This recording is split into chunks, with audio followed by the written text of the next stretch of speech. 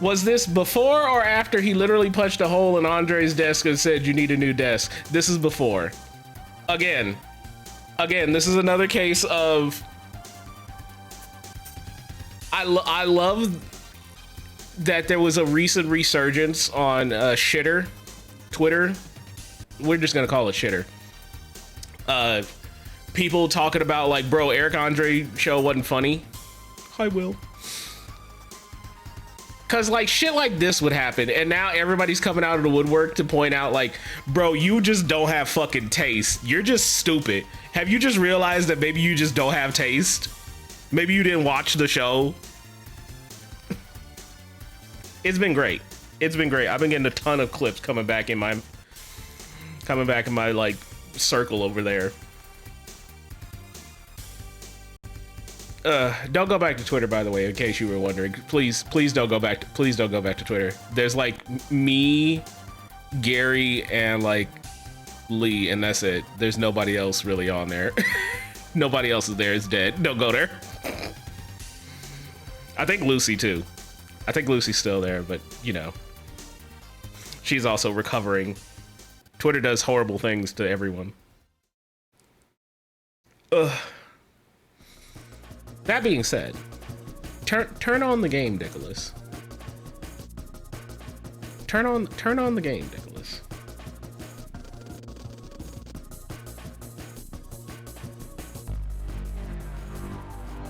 Can you capture the game, please? I think that would be useful. I think people might like seeing the game. Just a hunch. Just a thought.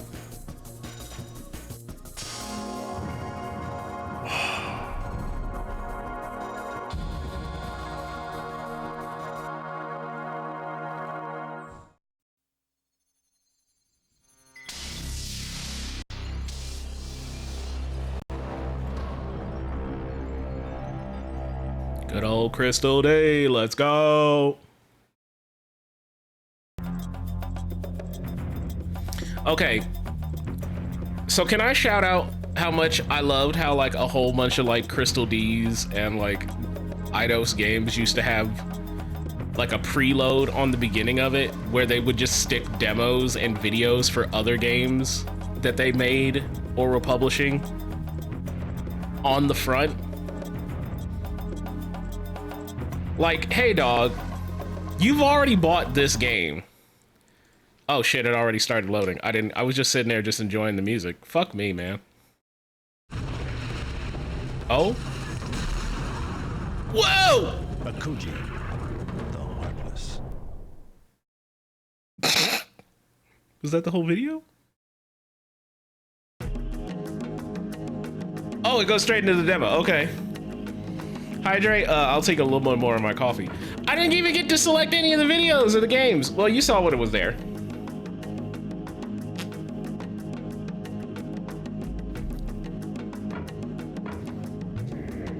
What a way to start off Wrath Month, chat room.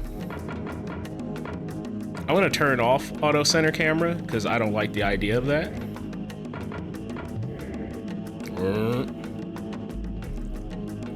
What a powerful controller screen, dog.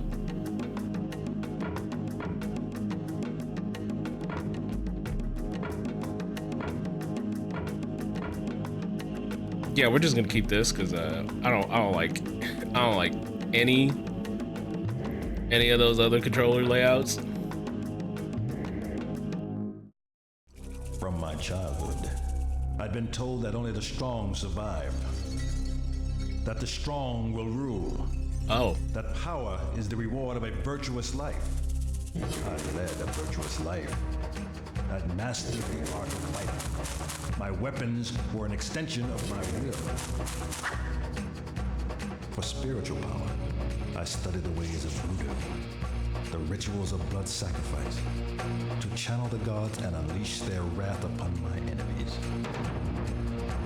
I was to wed Keisha, eldest daughter of the Tonko tribe.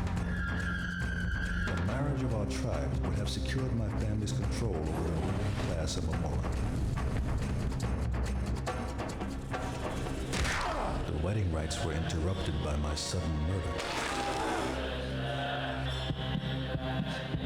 Though my life was taken by bitter treachery, my struggles did not end. Sometimes death is just the beginning.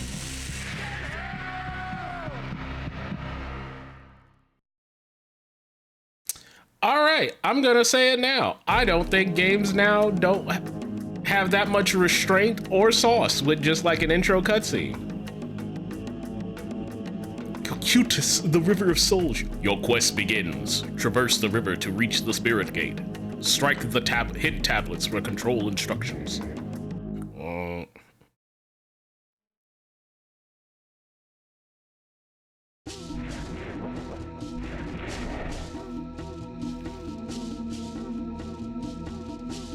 Oh. Okay, hold on. Can I get yeah, well, I want a DualShock controller, please. Akuji, collect 100 voodoo dolls to increase your health meter. Okay. Cover the rivers of souls, chop chop. Oh, sir. You've discovered a voodoo spell. You'll find these scattered across the underworld. Each shade of the spell has a unique and powerful effect. But beware, you will only be able to keep your spells in the world in which you found them. Okay, good to know that. I think I want to go and turn back on the auto-adjusting camera because I'm realizing now that it might have been actually good. Gather 100 of these symbols and you will gain an additional life.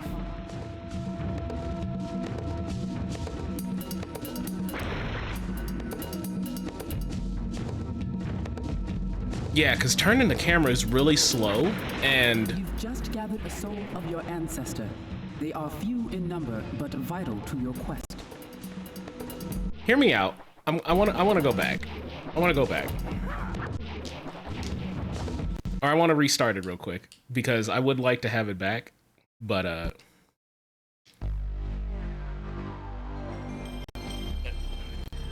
I didn't realize how slow the camera turning speed would be. And unfortunately, this is also one of those PS1 games where, like, yeah, rotating using the right stick from camera controls? No, we ain't there yet, dog. What's that? We ain't doing that yet.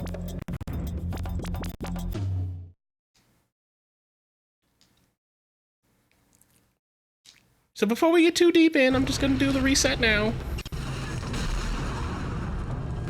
Akuji the Heartless.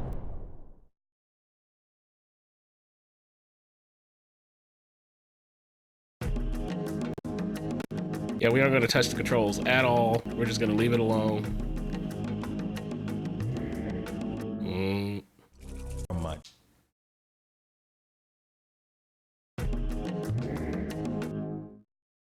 Get a little bit more of my coffee, please.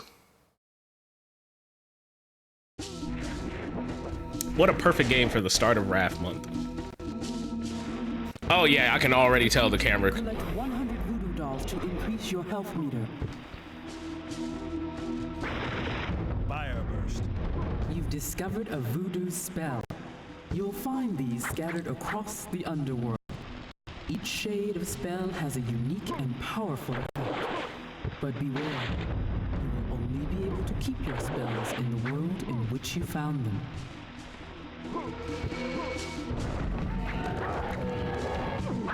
Come on. Yeah, fire burst. Oh, I can just hold it down and it's a machine gun. You'll gain an additional life.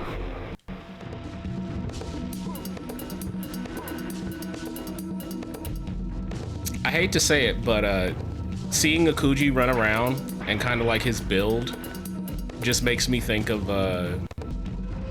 Archer from the Small Soldiers game. You've just gathered a soul of your ancestor.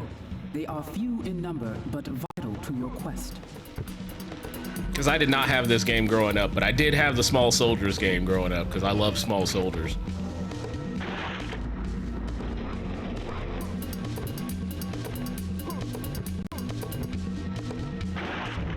Soul Seeker. Soul Seeker. That's a strong name. Strong name.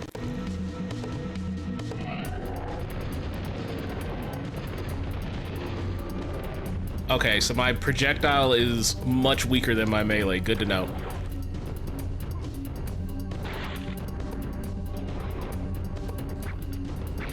Tap the camera button. Tap look around button? What's the look around button? Oh, it's the R2. Oh, that's like an aim. You found help, Akuji. Be aware you will have no need for these when your health meter is full.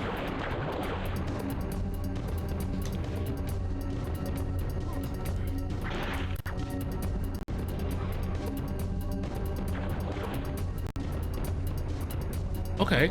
Okay. I'm down.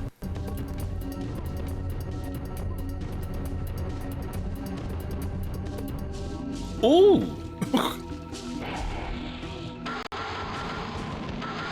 You'll get fucked. Soul Seeker.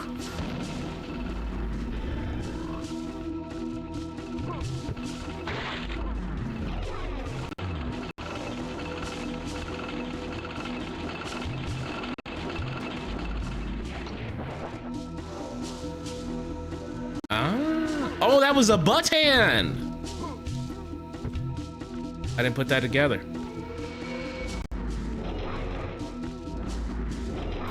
Okay, so my spirit guide lady told me that my spells don't carry between stages, but do my collectibles do? Akuji. Keisho? It was your brother, Oh. Elrod. He murdered our wedding guest. He cast the spells that entrapped me. His minions ripped your heart out and condemned you to wander the underworld. Our families are preparing for war, and your brother is preparing to sacrifice me to the gods. You must escape and stop him. Your only hope is to journey to Navo, the land that connects the realms of the dead with our world. You must seek an audience with Baron Samedi. Only he can help you. To reach Navo, you must find a spirit gate. My powers are weakening, Akuji. You must be swift. Okay, so hear me out. This feels like everything Shadow Man wanted to be. What the fuck? Oh, kill Burb. What was that? Oh, that's a checkpoint. The pretty spectral lady in my head that calls me Stud Muffin. That's my fiance, feller. Oh, wait, can I like snipe this thing?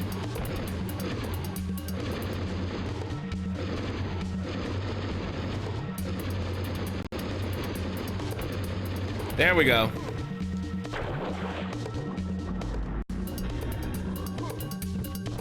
You must place the Noah on an altar to open the gates.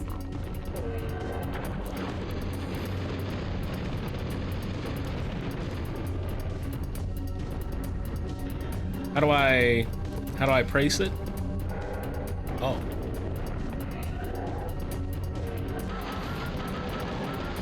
I'm also gonna be real, I'm seeing and feeling all, and I mean all of the Soul Reaver influences. There's nothing behind the waterfall. Oh.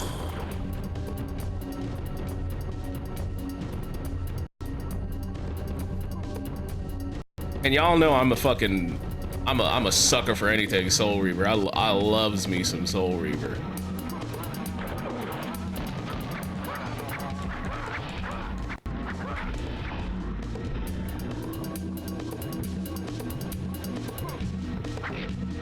While hanging, Akuji may not cast spells, but he can still use his legs to attack.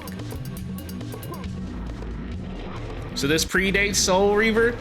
I am going to say yes, because on this disc was a demo for Soul Reaver 1.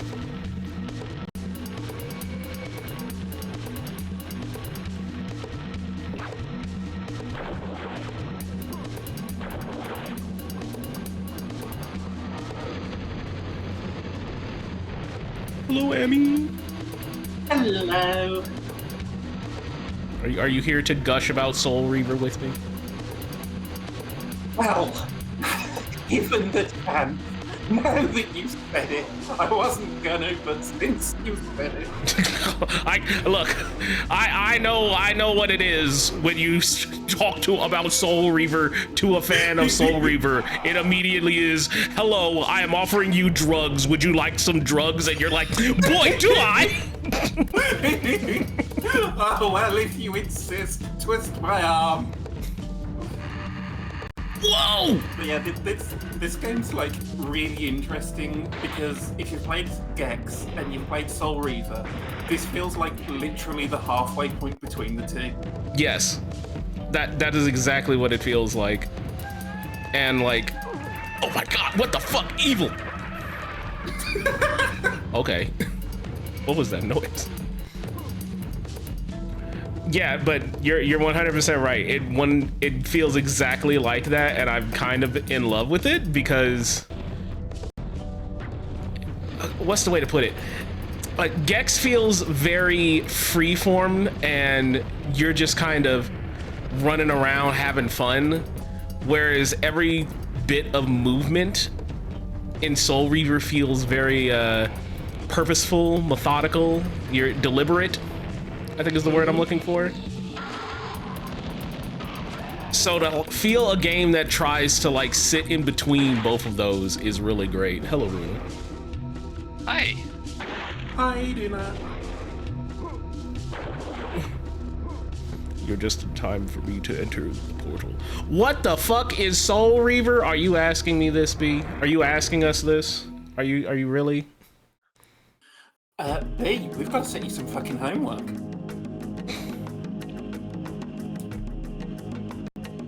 I will say, don't, whatever we offer you, whatever drugs we pass you, do not immediately jump into do not immediately jump into Blood Omen. Just start off with Soul Reaver and then figure out, okay, wait, this fucks incredibly hard, and then go from there. Yeah. Oh, is that Baron Samedi? Welcome, Akuji. It seems that at least one member of your family has honor. I thank you for cleansing Coquitas of the dregs of your legacy. Baron Samedi, although I come to request your charity, I do not suffer lightly your insults to the honor of my family. Nor I your insolence. However, I can see that you are well-meaning, although perhaps misguided. The legacy that I referred to is one that has placed you in your current predicament. Your family, Akuji, is evil. They have always been evil. In death, their spirits taint the realms of the dead. Taint. I will strike a deal with you. If you cleanse the underworld of your ancestors, I will allow you to return to Marmora and save your precious Keisho. Will you help to purge the underworld of the souls of your family? Even if I agree, how can one man empty the underworld of all of the souls of his ancestors? You need not find them all. Some are more corrupt than others. Explore all the lands in each vestibule of hell and bring me the most powerful souls. If you have collected enough souls, I will allow you to meet the warden of the vestibule. If you can defeat the warden, I will send you deeper into your quest. You've only 4 vestibules, Akuji. Surely you can do this.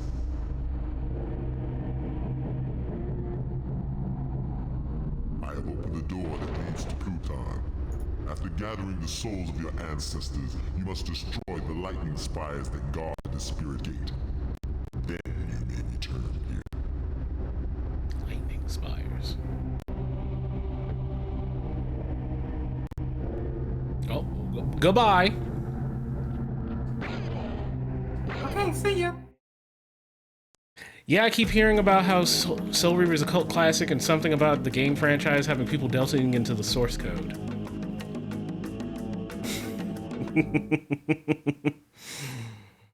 Quite an understatement.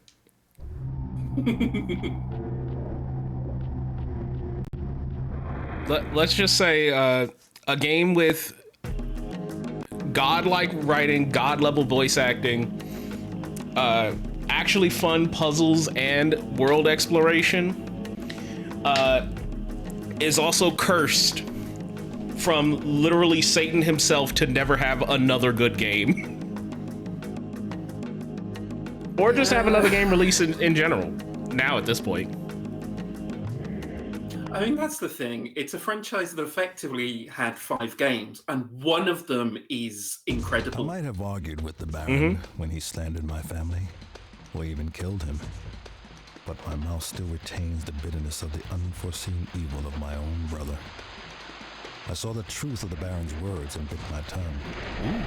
The warm taste of blood helped turn my anger to its true target, my ancestors. We even got a little bit of the writing here, though. I hear it, I taste it. Is it Soul Reaver Legacy of Kain? It is indeed Soul Reaver Legacy of Kain.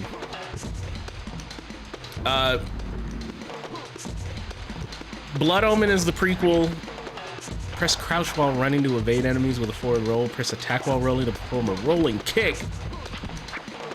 Oh, we got dodge rolls. We're Souls-like now. Oh, I'm kind of it's kind of good too.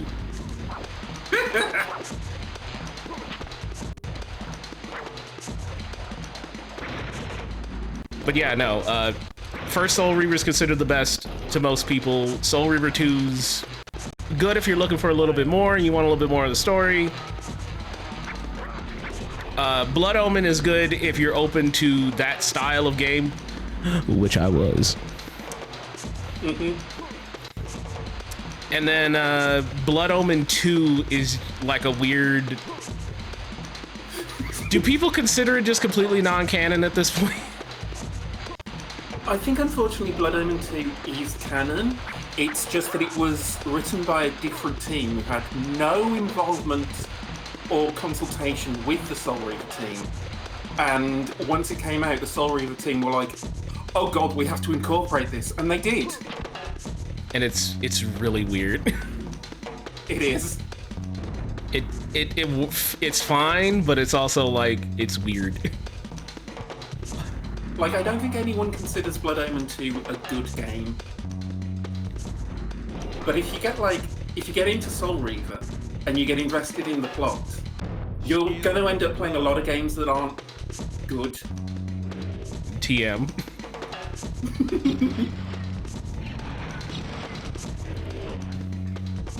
It's just a weird game. Like, you can like it. It's just, hey, don't make this your first one. If you're gonna try crack, at least make sure that it's good crack. I can't Don't even half-ass imagine anything, someone... whole-ass it. Exactly. Yeah. I can't even imagine what someone would think of Legacy of Kain if the only game they played was Blood Omen 2. I know neither one of you two were around here, and most people here in chat probably weren't around back then, but that was kind of like the second game I ever streamed. I had never played Blood Omen 1. I never streamed or beaten on my own time Soul Reaver 1 or 2. And it was also probably the first time most people discovered me, because that was the like first big Dino raid that I ever got was during Blood Omen 2. And I was just sitting there flabbergasted like, man, this game is so weird, but I kind of love it, how fucking strange it is. I love the thought there's a whole audience out there that are like, oh yeah, Dick, the Blood Omen 2 guy. Yeah, he likes Blood Omen 2. We hit him with the Infinite Grapefruit Requiem. Do you think there's anyone out there? Oh fuck, I was looking at chat when I was looking at Kian's message. Shit. Do you think anyone out there who's played Blood Omen 2 specifically because they love Shakan the Forever Man and no other reason? Is it you, Dick? Are you the Shakan the Forever Man super fan?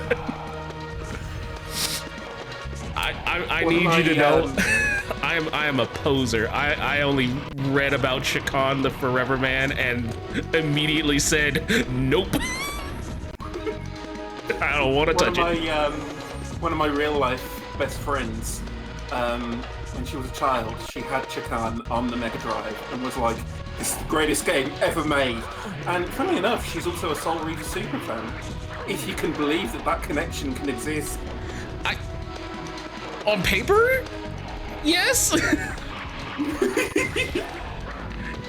I'm sorry, there's something about Chakan that just kind of strikes me as like, okay, no, you've got to be like a real video freak to like this game. You got to be Dino pleasing it out here to be talking about like, yeah, Chakan is a good game.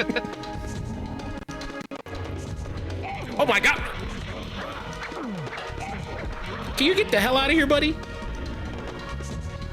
So this is the things, one of the things I love about this game. Like, you know, saying it's halfway between Gex and Soul Reaver, and it's like, yeah, here's this dark fantasy adult narrative with slashy action melee combat, but also you collect 100 Rudo dolls for an extra life. And there's weird little guys. If you want to like fight weird guys, sometimes they're like actually scary, like Reaper Mans, and sometimes it's just, you know, little like half torso fellers just wandering around. Who cares?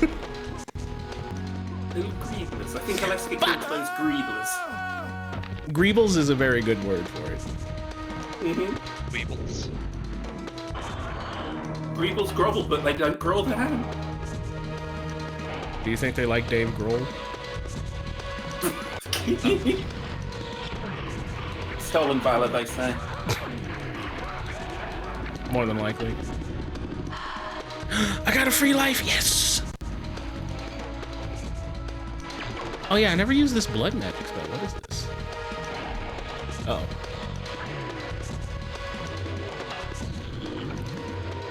Oh, it's a blood shield.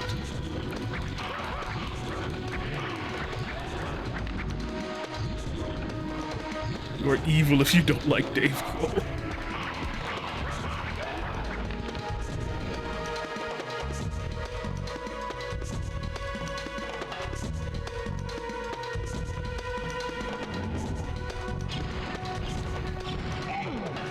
Oh right, this little freak. I forgot about him. Oh my, what? God, look at that animation. What an animation. Oh my god, you're attacking like the Altered Beast guy. Yeah, exactly. God, that was such a fucking game. I'm so glad I finally beat that with somebody. I'd never beaten that game before. Oh, I had to get the fucking thing again. Shit. I've forgotten so much of Altered Beast, or rather, there were things about it that I wouldn't have noticed as a child. One being how incredibly homoerotic it is.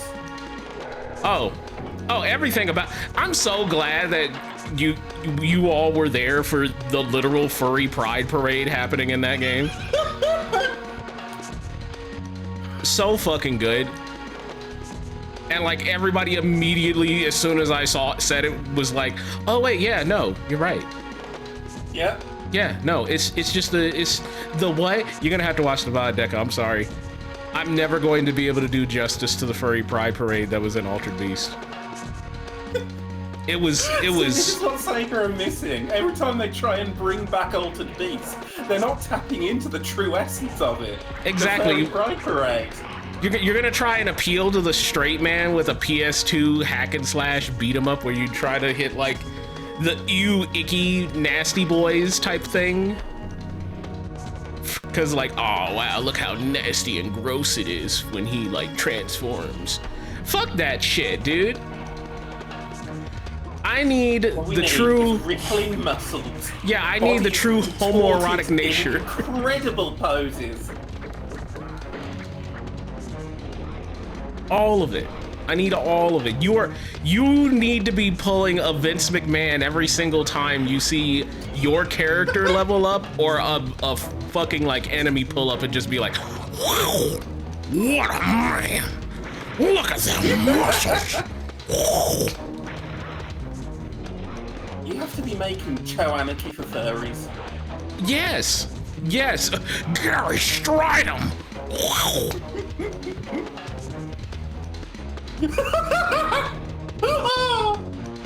There it is. Damn, I never knew Altered Beast was chill like that. In design, not in gameplay. Yeah, actually playing Altered Beast is...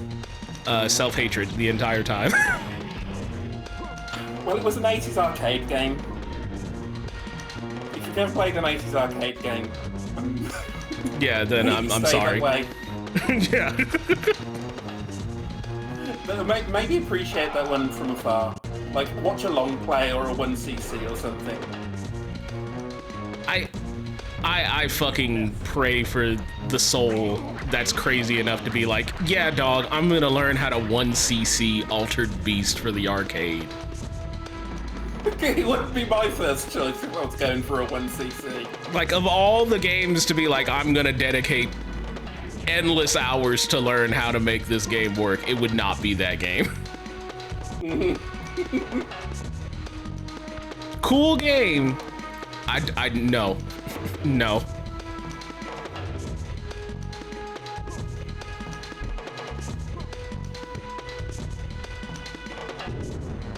Huh? We're talking about Altered Beast, 1cc, a 1 credit clear. As in, you put in 1 coin and you somehow got to the end of that bitch, and I say, fuck that.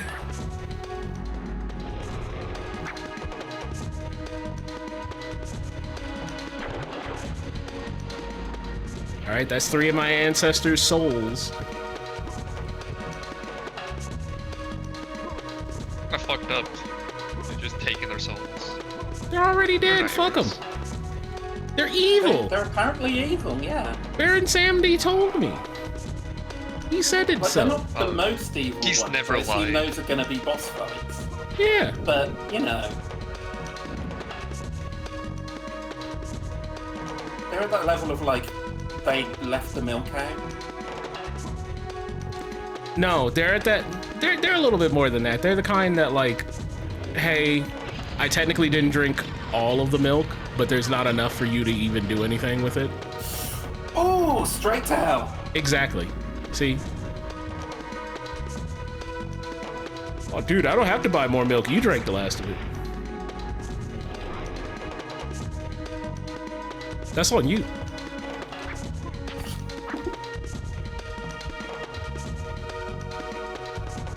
Oh, wait, it's right there. Ooh. Okay, fireball up there.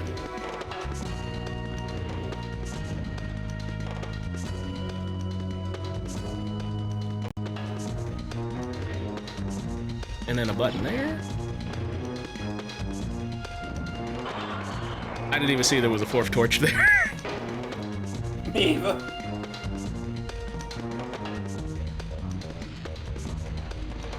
Gonna say though, vibe and aesthetic of the levels, crazy good. Mm-hmm. Fuck.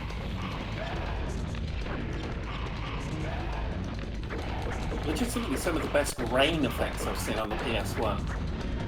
Yeah, it's, like Deca said earlier, it's a very wet place. Mm-hmm. Although I don't know if this is rain. It's very very green. It can be goop rain, acid rain. I don't know if I'm leaning my head back in the green rain. I don't know.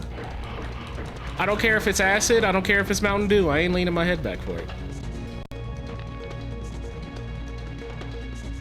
Kill to be in the wet room right now with the heat. What if it's a sour spirit? I've never been that big of a fan of sour. Nah. Well, you know, that's You've that's never what I been felt. part of the pucker posse? No. No. Never heard it called that before. I'm a proud member of the pucker posse. Spearmint rain. You are of pure spirit, Akuji, capable of your next task. I have opened the door to Carlos. When you've captured the essence of your ancestors, you will need to find the ruins of the Temple of Garay. Inside these ruins, you will encounter Vastu, Garay's minion. Defeat Vastu, and you will gain access to the Spirit Gate. Then return here. This is just the Crash 2 warp room. Ding, ding, ding, ding, ding. You figured it out. You got me.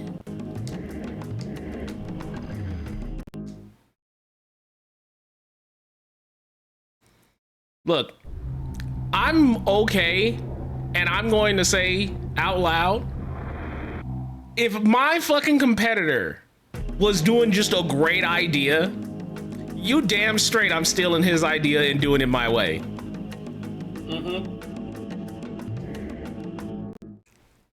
You know what we miss nowadays? The Insomniac Naughty Dog like rivalry relationship. By which I collect the spirits of my ancestors. Had I known the afterlife was a stagnant pool of festering memories, I would have done more to protect my flesh and life. And it drives me harder to save Keisho from it. I actually kind of like the thoughts of Akuji in between stages. Can I pick up the bone? Can I pick up the bone? Is that a fucking re-dead? Oh my god. Oh, he is frolicking.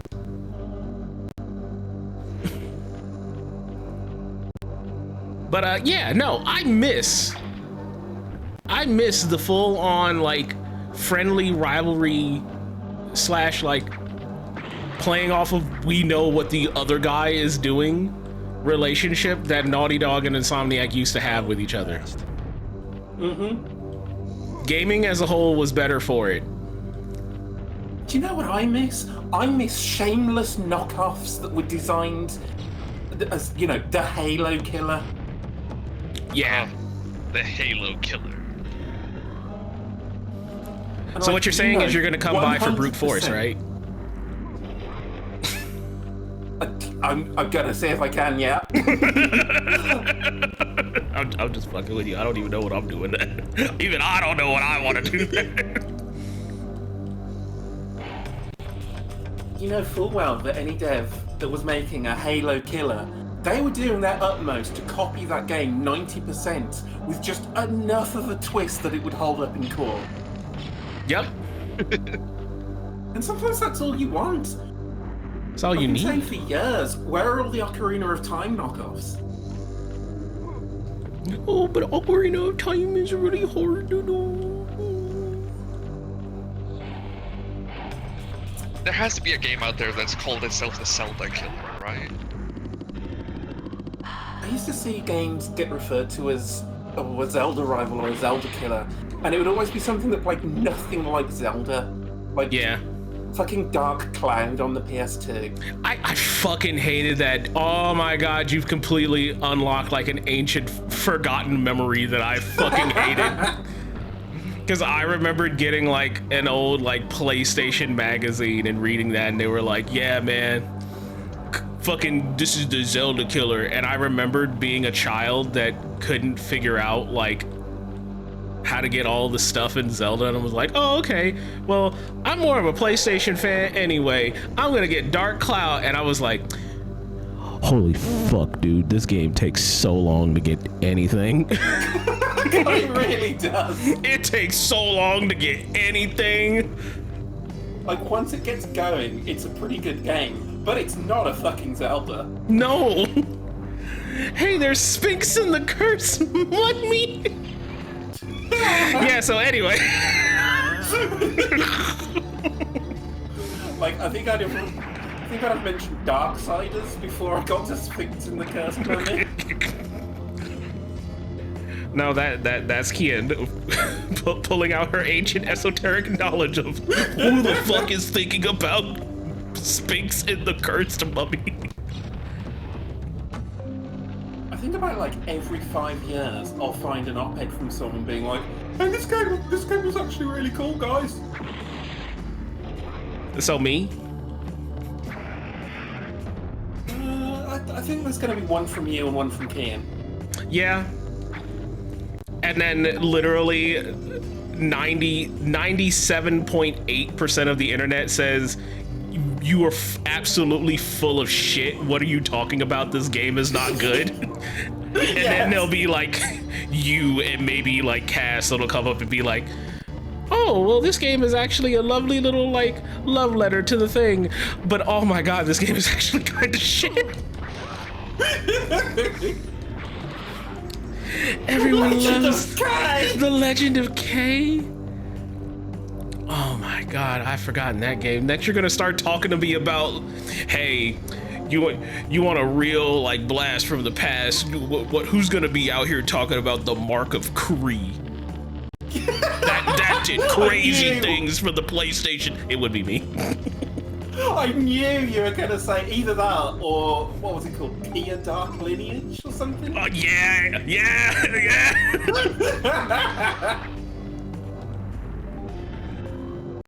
Horrible old video games that nobody in their right mind need to be talking about. Mark of Kree was on my mind, but I thought it wasn't Zelda enough. It's not. Mark of Kree 2 would have been if that ever came out.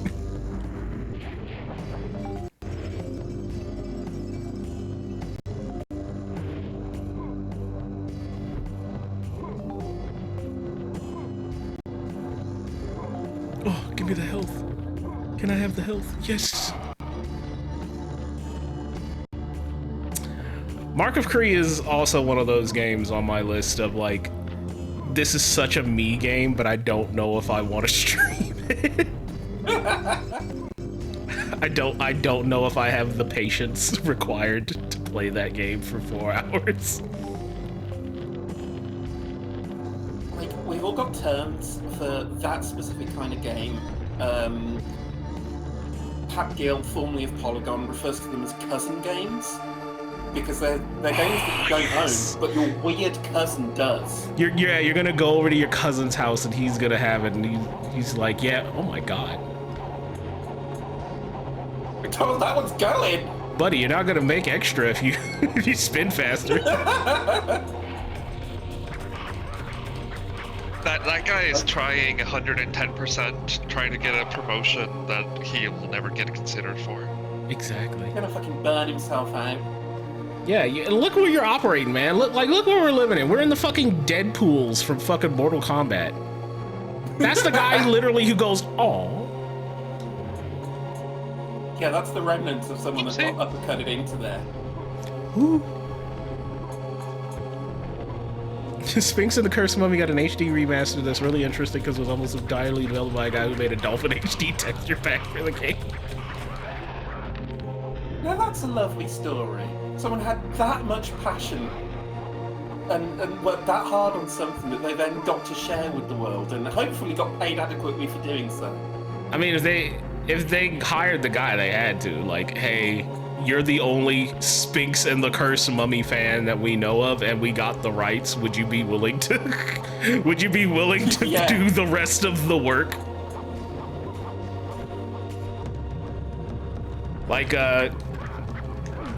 it was actually funny. I was watching the Night Dive interview about Sin, and literally how that literally started off as a just some guy project because some guy started like trying to port over Sin. I'm like, hey, let's make it run on like normal fucking hardware, and then Night Dive got the rights to it and said, hey buddy, would you like to like actually be hired as like lead engineer, lead dev? And then he just started, was like, oh, I could get paid to work on this game? Crazy. And then the scope of everything started going absolutely fucking mental.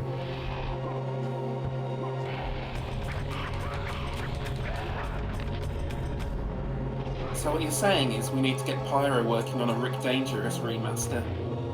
And then I'm certain the rights. I'm certain if Pyro publicly clowned loud enough about, hey dog, I need Rick Dangerous out here, I'm certain he'll get noticed by Night Dive.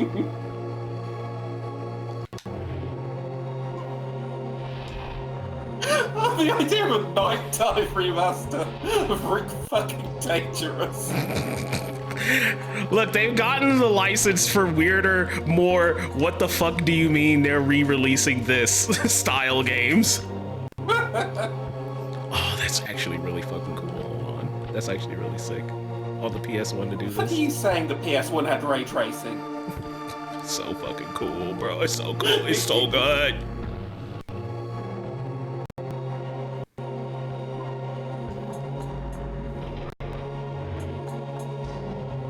OG or the source one of Rick Dangerous? That's gonna be the joke now. Source port of Rick Dangerous. Of Sin. Of the OG version of Sin. You can play Sin Episodes Emergence literally right now, just because, you know, the source engine has always been just one of those things that just runs on everything. Like, shout outs to, have you two seen this, Amy and Runa? Of the guy who got Half-Life 2 running in a fucking web browser. I've not seen it, but I'm not surprised. Literally, some dude is so cracked and such a fucking whiz kid at dev work that they got not only Half-Life 2, but also Portal working in a web browser. You can play all of Half-Life 2 and Portal in a fucking web browser, and literally only thing I kept seeing was literally people just being like, dog, I'm so jealous now. Kids in like fucking homeroom, like homeroom lab, computer lab class, they get to play all the cool shit now. We just had like racist shit posts on Newgrounds, and they get fucking Half-Life 2 fucking sucks. I think it was like 17 years ago when Quake Live came out. And that was basically just Quake 3 in a browser. Considering the source engine is just the Quake 2 engine with a few upgrades. It's true. How the hell do I get that open?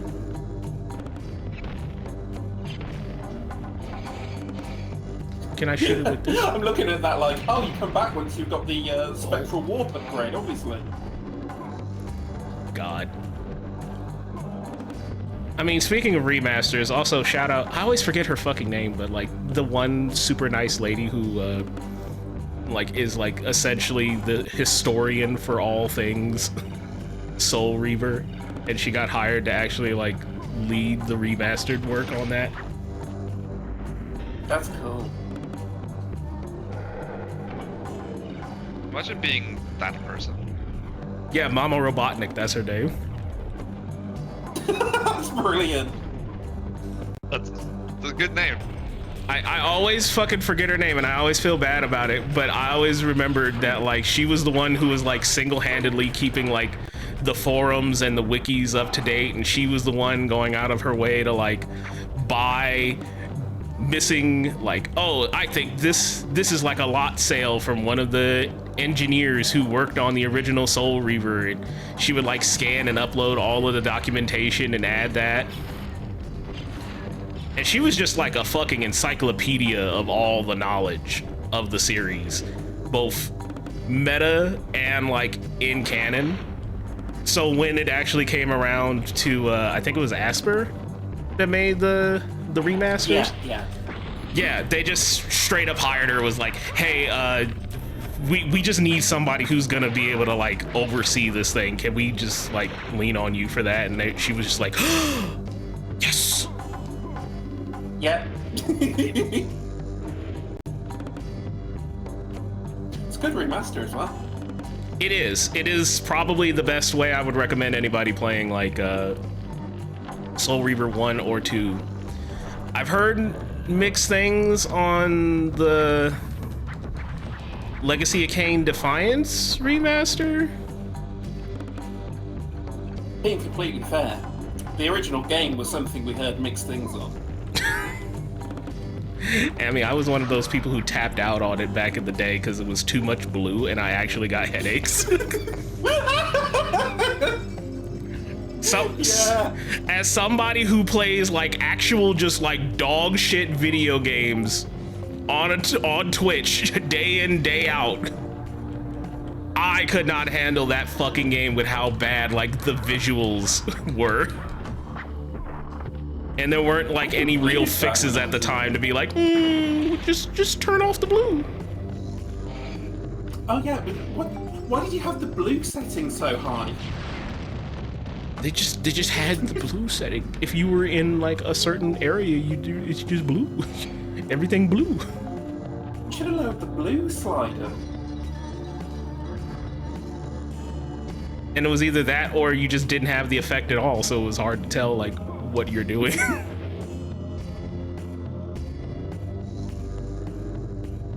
Can I make that jump? I can't make that jump.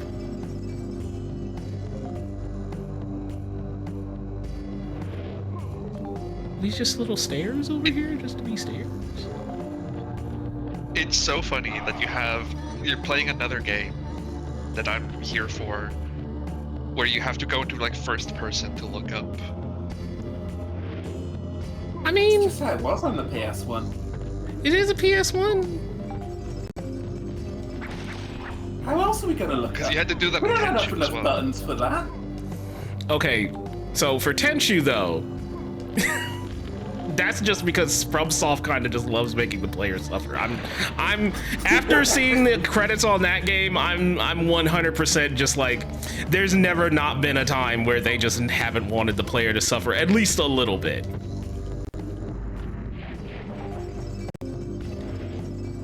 So rude to them. They enjoy Probably it. right, but like, I never played that game because the only thing I remember about it is you can unlock a cardboard team skin for Pity Arcane skin for a skin for the Soul Reaper. Fucking pardon? Excuse me? You can do what? God, and I've suddenly remembered that there was a cardboard tube samurai skin for Yoshimitsu in Tekken 6. I mean, when you say stuff like that, all I ever think of is you remember when Final Fantasy 15 was getting the Windows port and they were like promoting it by showing Noctis in like the HEV suit with the crowbar? Oh my God, and you've just reminded me, Final Fantasy 13-2, you can dress up your characters with the N7 armor from Mass Effect. You know what? Fair enough. I don't remember playing. I don't think I ever really played 13-2. You're not missing a lot. What do you mean? Aren't you a 13-2 fan? You can't say that. I am famously a 13 hater, and I will say 13-2 is not as bad. It's not a good game. Well, I don't worry. I don't care that much for 13 either. 13 hurt me.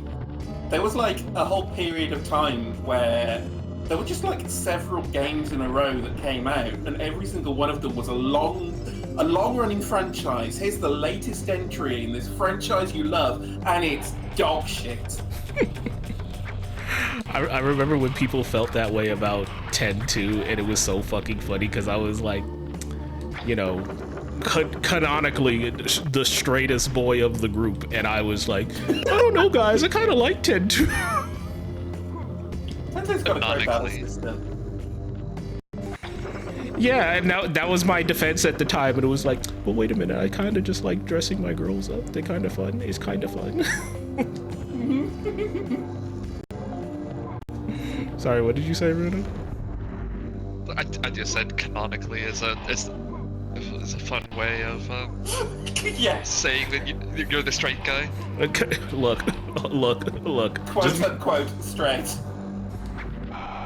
Back then, in early high school, no. Dick, data boy? Ew.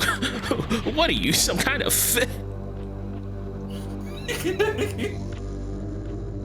Never You catching me. cut out there. What did you say? Don't worry. No, it came out. Don't worry. Don't worry. Don't worry. Don't worry.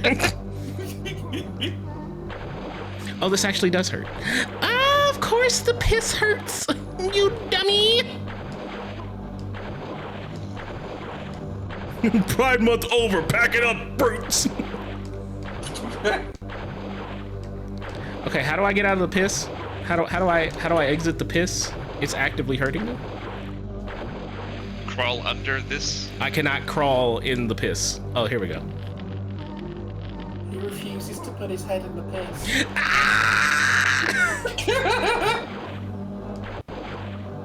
Please. Okay. Okay, how do we not? Okay. I had to actively push against his desire to jump straight backwards. Oh god. Uh-oh.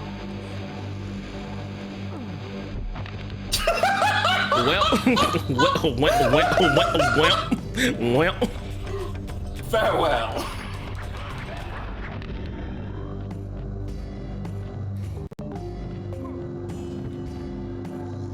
Oh, I have to do the fucking gate puzzle thing. Not puzzle. But no, back then I was on the football team. I was hanging out with all the girls on the basketball team. There's no way Dick would date a boy. Ugh. What are you gonna do? You're gonna call him that? He's gonna beat you up for saying shit like that. There's nothing gay about being on the football team. You only get to, watch other men undress. Yeah, how do you put on your pads in a room with men? Gay. Are we winning? You know we are, Lucy. It's Wrath Month.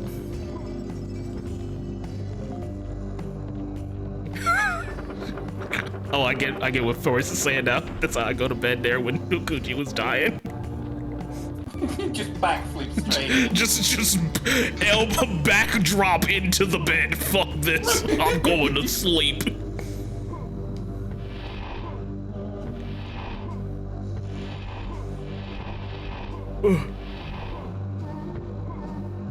There we go. We did it.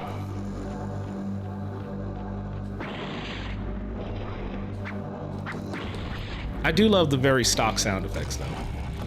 Excuse me? What's that? Oh! I think we got a combat ring.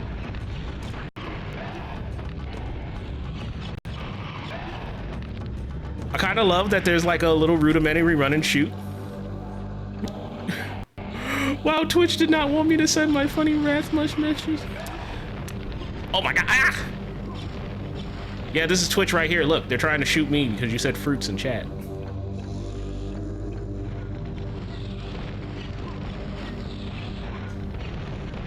Fuck you! I'll say fruit if I want to.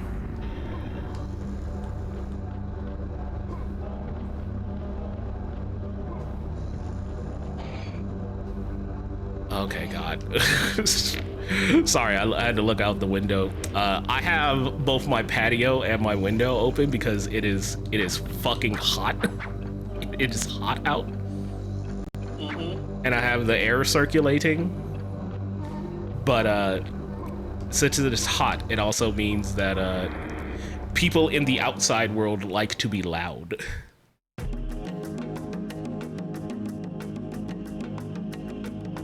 The first warden will be satisfied. Oh, I can just save right here. You got me. I don't know who would be the first warden. Yes, you served me well, Akuji. You have collected enough souls. I've opened the door to Mani's lair. Defeat him, and you may enter the second vestibule of hell. Okay. Here I go killing again. Just entered the vestibule of hell. I can't enter the second vestibule of hell yet. I gotta go do it. Prepare to meet the guardian of the first vestibule. Shoot the floating Taurus points?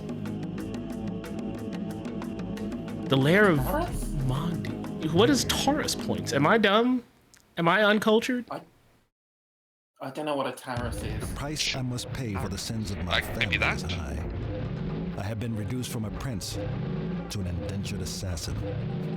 I seek to ensure the survival of my beloved Keisha.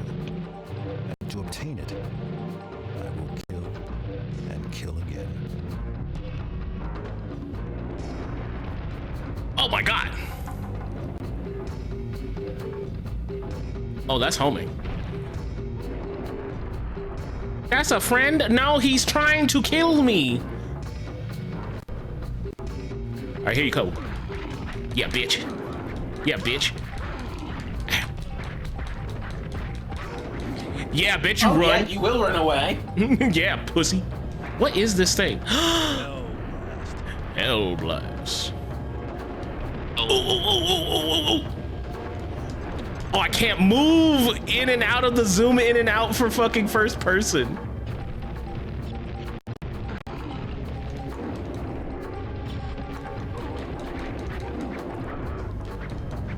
Yeah, where you going, pussy? I'm hiding.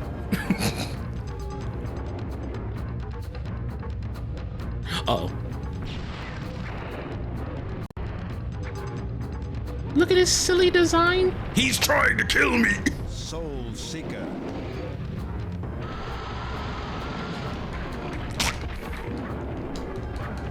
This looks like, oh no, it doesn't look like it, but he reminds me of Frieza. Is that the Oh, one? and he does like his big like dump. Oh! Okay, that backflip is just how things die in this world. Baron, please accept this sacrifice as a token of my goodwill.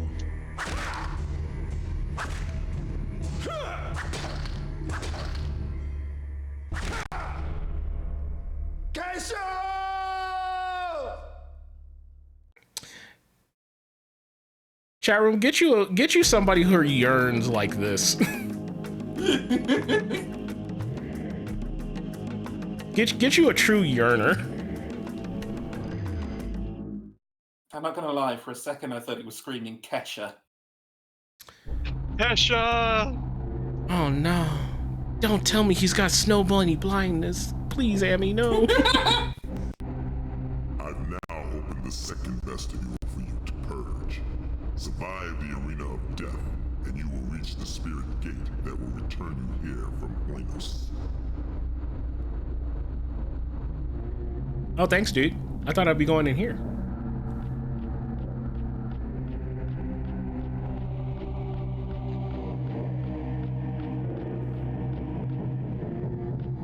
Is this where it is? Oinos? Is that what he said? Oinos. Whoop. See the death animations running the family. The spirit of your family taint the arena of death. Do not spare any enemy from the power of your wrath. All right. It's Wrath Month! Happy Wrath Month, chat room. This arena of death the Baron spoke of is nothing more than another slaughterhouse on the path of my redemption. If I ultimately reach Keisho and win her life, will she shudder at the sight of my bloodstained hands? NetherRealm Studios, please add Akuji the Heartless to the next Mortal Kombat.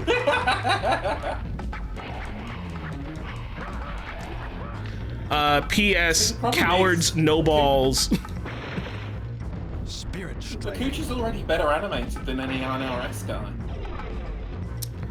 You know what? This is how they can win them back. They just steal his animations.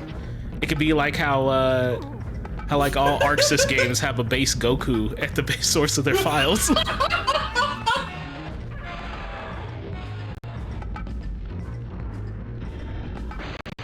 Bite a rich person, hell yes. Ooh, I even like the little music. What the fuck is rolling around here? Oh my god. Oh, wow. How is this keeping perpetual motion? Crash Bandicoot could never. Well, you know, the difference is they make Crash's life hell. He never lived in hell. My big fucking stole wheel. Oop! Oh, I took final damage. Fuck.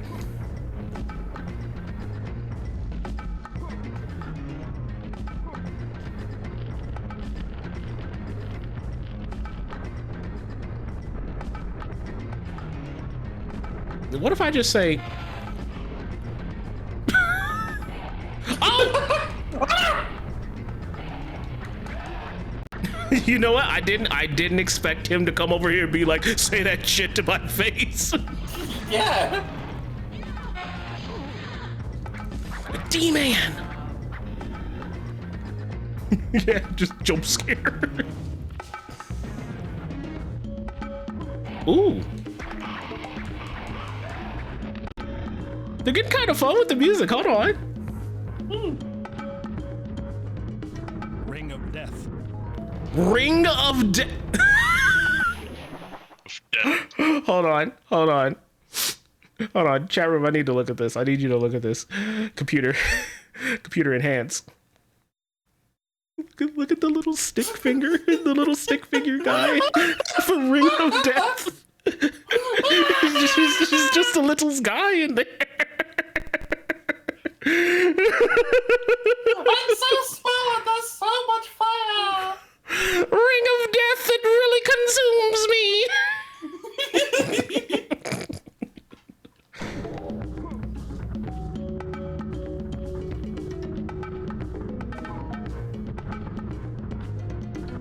The stick figure has been condemned to burn for our sins. Sure has. Oh? Well, you get to suffer Ring of Death. I didn't do much. Ring of Death!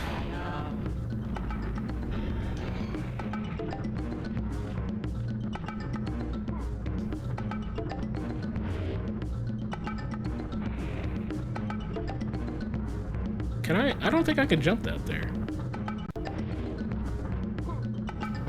Yeah, Akuji can't jump that high. Ooh. Oh, here we go. What was that? No. Holy shit. Holy shit.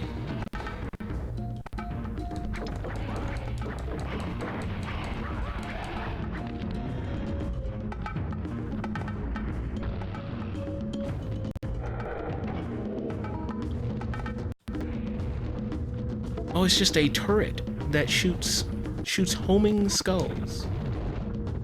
Oh, I was supposed to climb up. I'm not perceptive. Go, my gay skull. Rattle his bones. Oh, I didn't even see what that was. I just attacked it because it hurt me. Oh man. I think it was like a snake or something. It did look like a snake, but I'm looking at this guy. This guy is he's having a great time. You know what? Shout outs to those who get sent to hell and have a great. Bebop! Hello. What did they do to you? Oh!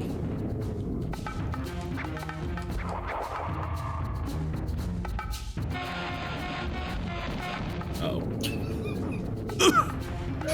I'm sorry. Yeah, I don't know why they make this fucking like buzzsaw noise. It sounds like a guy screaming to me. Aren't you shooting like flaming skulls? That's kind of like what that looks like. Yeah. Yeah, they're just, the skulls are screaming. Life. Captivity strike. Captivity strike? Excuse me? Captivity strike. Oh, you got killed by the big wheel! Now come back here and get hit by the wheel. The wheel of misfortune.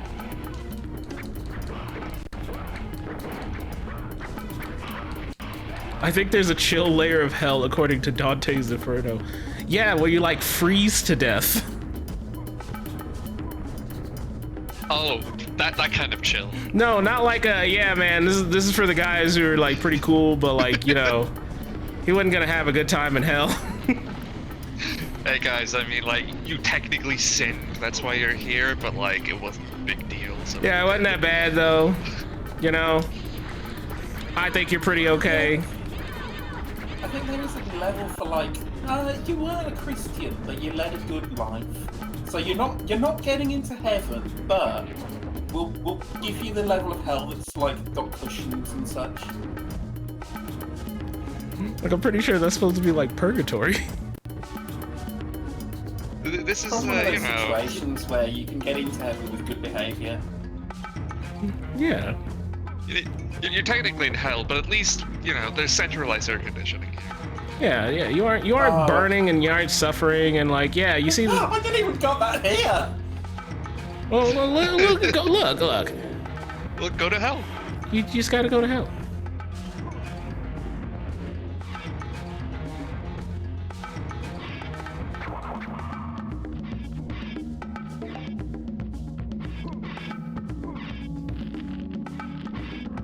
What the fuck? Oh! Ah! Okay. My brain didn't immediately recognize as like, oh yeah, spikes are gonna come out of there.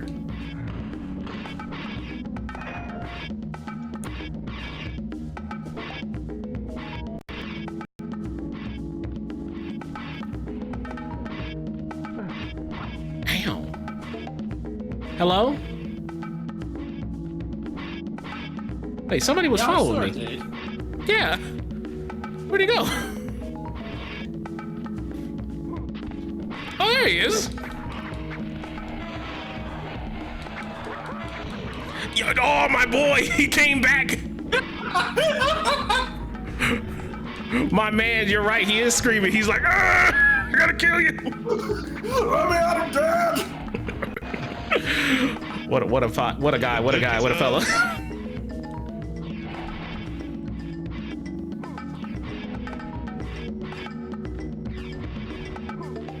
Yeah, he was just taking a shortcut. He had to come back around. He was like, oh, I'm a little too fast. Hold on.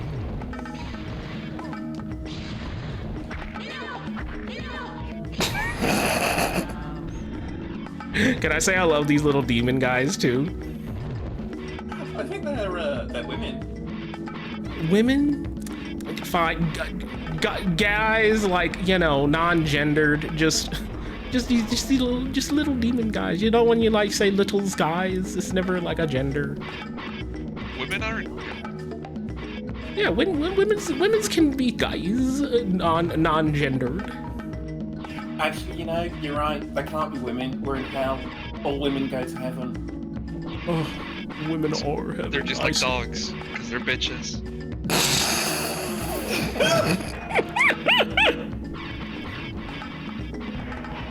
Where's my D-mans and she-mons? Absolutely.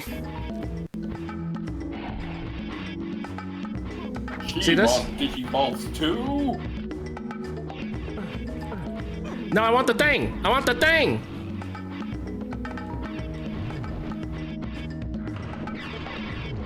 Oh, I was supposed to press that so it didn't do that. I'm smart.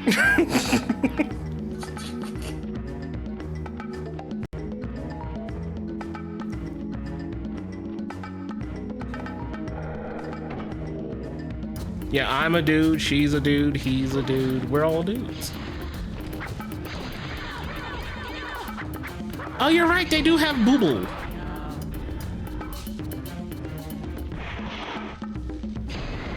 Sorry, ladies, I'm spoken for.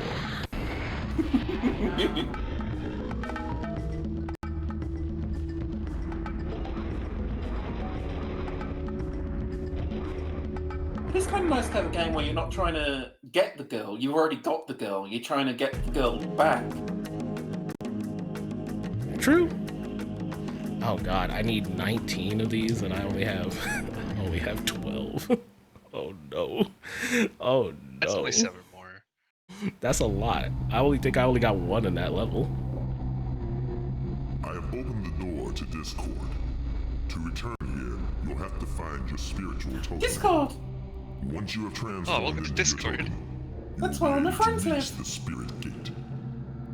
You know what? It makes sense that Discord's in hell.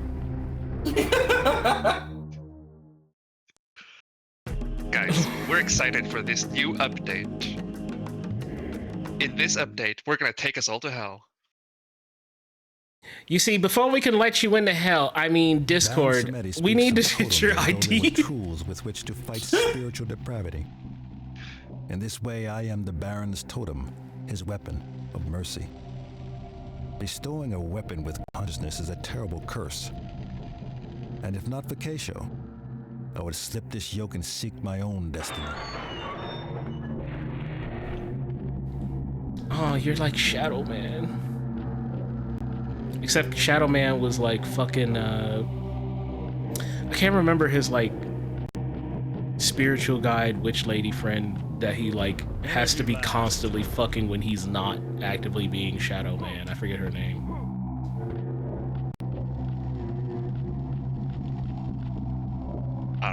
I never played the PS1 version of Shadow Man. And the PS1 version was... oh dear. And see, I'm referring to the comic book. One of my windows started playing Baby Got Back, but I assumed it came from the stream and started twerking. You know what? This game has the culture, but I don't think it's that kind of culture. Oh, there's a little ladder.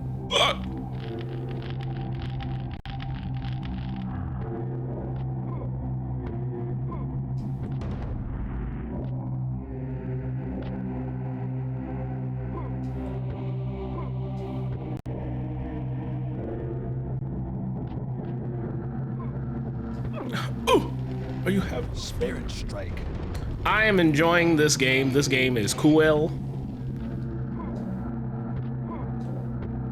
It is everything I did like about Gex. Plus the speed I wish Soul Reaver 1 had. But also still has some of that jankiness.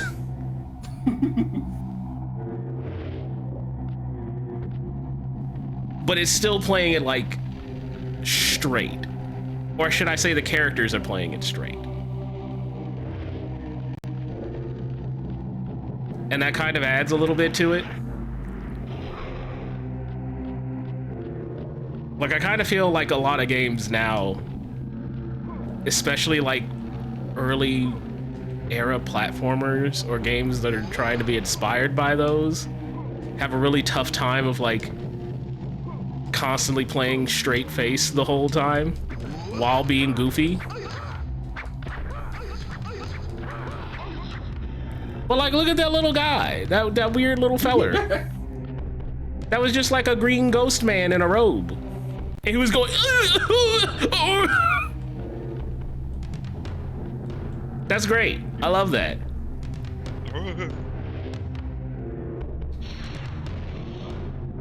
I wonder if this game is gonna have a big lady with spiders coming out of her titties. I don't think the PS1 can handle that. What a curiously specific thing to wonder. Yeah, I don't think it can. You know where that lady's from, right? Which lady? Big lady with spiders coming out of her titties? Yeah. No? Dante's Inferno, the video game. Oh! No one's played more than an hour of that game. Yeah, It's nobody's played more than an hour of that. One of the bosses is a massive lady with like snake hair and like out of her nipples come fucking spiders. Look, I'm going to just admit that I don't remember anything about that game because there's not much about that game that's that memorable. It was the thing only thing I remember about that. Dante's Inferno is Satan's got a massive hog, and the developers tried to make God of War. I more so remember the advertising about it of just being constantly playing "Ain't no sunshine when she's gone." constantly on TV of just like, Jesus fucking Christ, dude. They would constantly play that fucking ad on TV. And then I remembered me and my dad getting it, being like, oh, well, we like God of War, let's get it. And then we were like, yeah, it's fine. Yeah, boot up God of War. Yeah.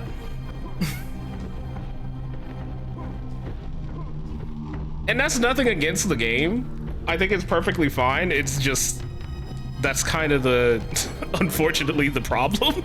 It's just fine.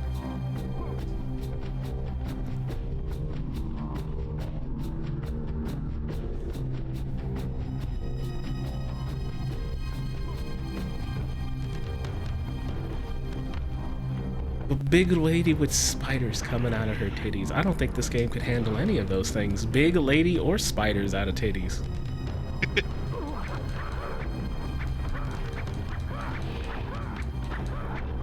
I don't think the gaming environment was ready for it. Yeah, no. I think Acreman only came out like a year or two after that game did, so we didn't have the word scarouse yet.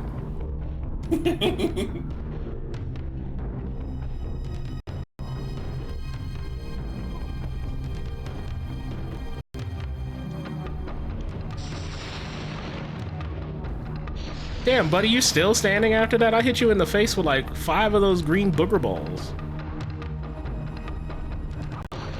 Oh my god, they were gonna jump me! They were moving!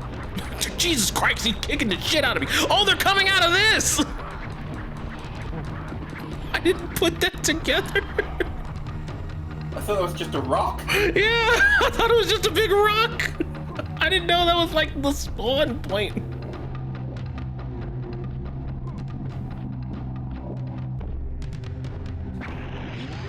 Whoa! Yeah, how do you like it, buddy?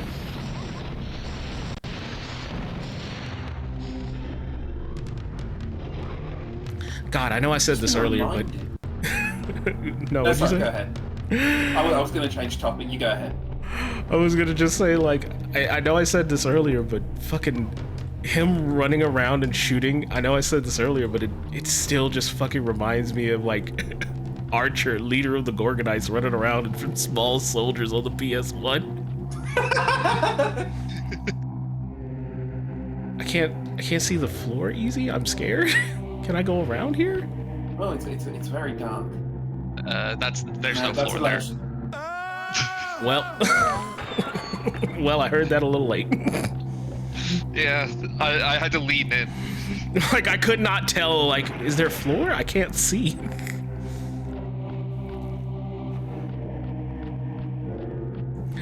What were you gonna say, Amy? Just in terms of, like, random PS1 games, have you played or have any plans to play MDK? Yes, that is actually very near the top of my list coming up. There was just something that happened that reminded me of it, and I figured if you weren't aware of it, you need to be aware of it. It's good to hear. I am very aware of MDK because I will admit I am a shiny gawker. That's the phrase I'm gonna use. I'm a gawker. I can't say that I'm the biggest fan of all the Shiny Entertainment games, but man, I'm always seated for whenever they come out, or you tell me like, hey, did you know Shiny Entertainment made this game? Or, you know, their successor Grin. You better believe I'm seated to figure out like, okay, what the fuck could they have made? I want to know. Well, being that I grew up with a Mega Drive, I played quite a lot of Earthworm Jim, so I get it. And see, I didn't have Earthworm Jim growing up. The neighbor boy across the street from me had Earthworm Jim, and I would watch him play it and be like, wow, this game feels kind of fucking brutal. Yeah. And I'd always remember being like, I don't know if I want to like ask my parents for this game or trade you for it. I don't think I want to. This game is really hard. I don't think I'd have a good time with it, but I'd always watch him play it. And he would just be like, yeah, man, check it out, it's fun. And he was good at it, and I was fucking dog shit at it.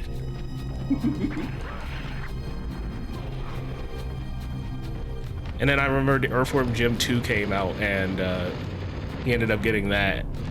And I could not tell the difference for the longest time. You're like, wow, Earthworm Jim, normal. Yeah, he's like, oh, dude, you're playing Earthworm Jim 1 again? And he's like, no, dude, this is Earthworm Jim 2. And I'm like, really? Sure. Yeah. It was very much built on the same engine and reused a lot of content. Well, but at least they made it better, right? Anyway. Like, I really liked Earthworm Jim 1 and 2, and Earthworm Jim 2, I will say, has higher highs and lower lows. Yeah. Yeah, I think that's a nice way to put it. Higher highs and lower lows. Because I remember playing cool levels in Earthworm Jim 2 and being like, wow, that's actually really fucking cool. And then we would get to like one of the Psychro chases, and I would just be like, okay, how are you actually meant to like do this as like a regular human being?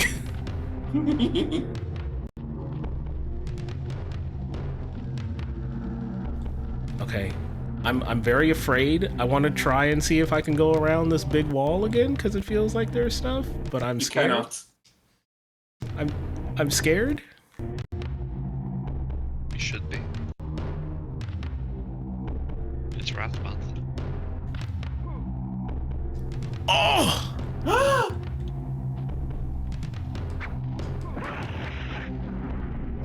Why is this really weirdly textured?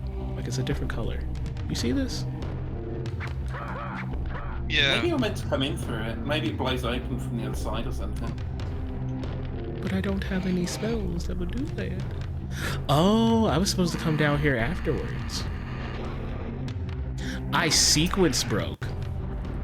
You did sequence break? Yeah, you're right. I'm supposed to have like a spell or something. And then I bust through on the other side. I'm just guessing. It might not be that. Well, let's do it the right way. Sequence breaker, break maxing. Oh!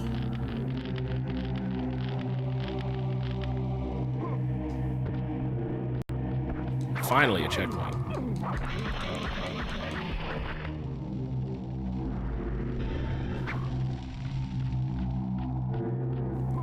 It's really interesting when the game decides to like pull the camera super fucking far back.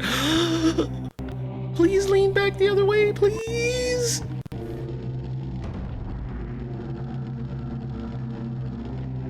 Yeah, I question this camera. That's why I'm saying interesting. Yeah.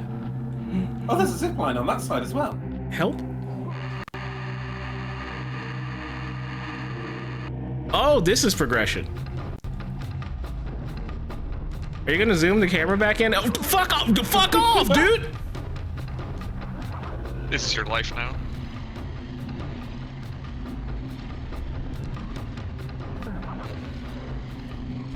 Please, Crystal Dynamics. We don't have enough pixels to see what's going on with the camera this zoomed out. I can barely make out what's happening. Akuji's like 10 pixels right now. Oh, there we go, I heard you. Oh, thank you.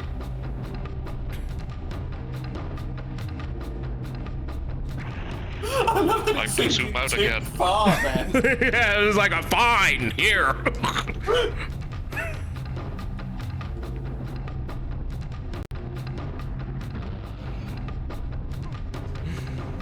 What'd you say, Runa?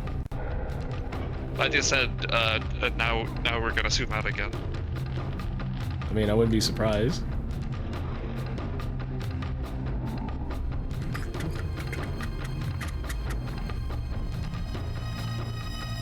Okay, so that looks like the way forward up there. But it looks like I'm gonna have to come back, so...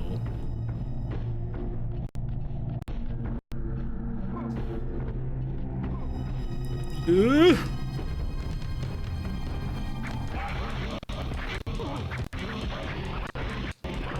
we go, got another life, baby!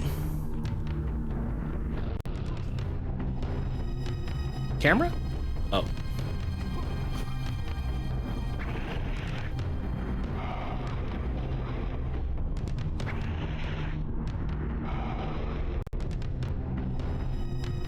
Oh, that's not a, that's just a gravestone, not a switch.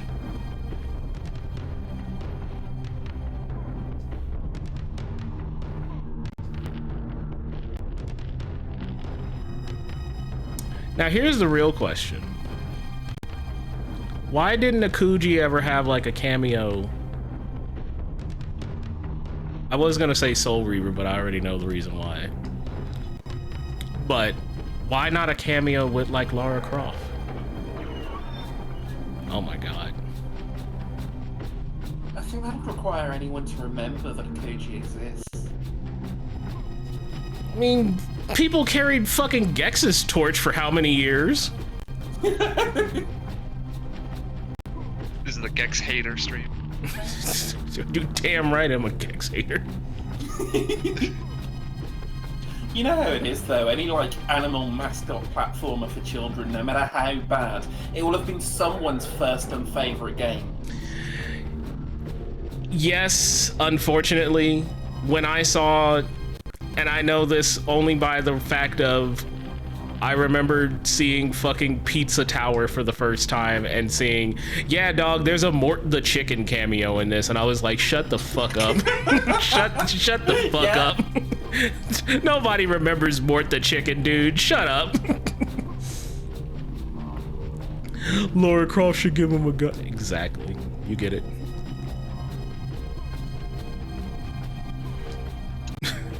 I was about to question how that fucking stone is moving up and down, but then, you know. We're in hell. Shit just happens. Yeah. Shit, not even I knew who Mort the Chicken was. I thought, do people mean Alfred Chicken? No, different chicken. No, it's a completely different character. Jesus fucking Christ.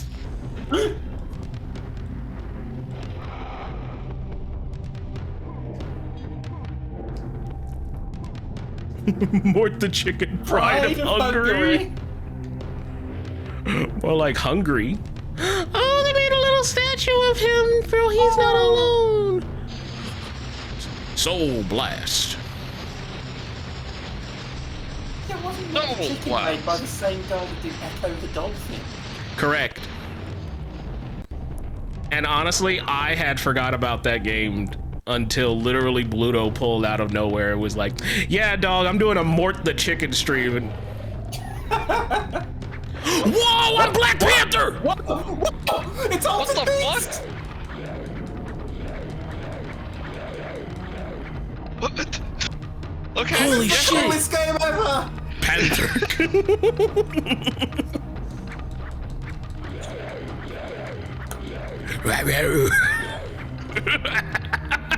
Alright, hold on. This game's sick. this game's sick. Do the crouching stuff with this. Now it's Altered Beast. Oh no! It's a limited Oh, time that transformation. That's pretty fun. Is it a multiple time one though? I hope so. I don't think I can go back. They ain't gonna give me that multiple times. Okay, now I'm glued to my chair.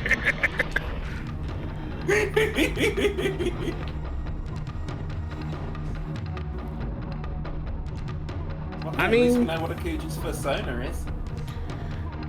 I mean, Crystal D is like a... Aren't they all a bunch of Euro boys?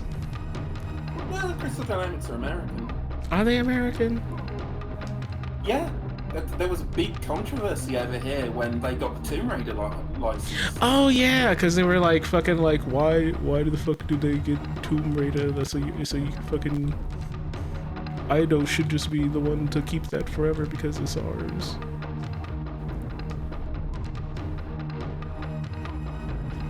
But yeah, no. Even then, even more so, fucking white boy Americans, of course they're gonna be like, all right, so we're tapping into voodoo, Africanism, he's gotta be Black Panther. That's his first one, that's the only thing he could be.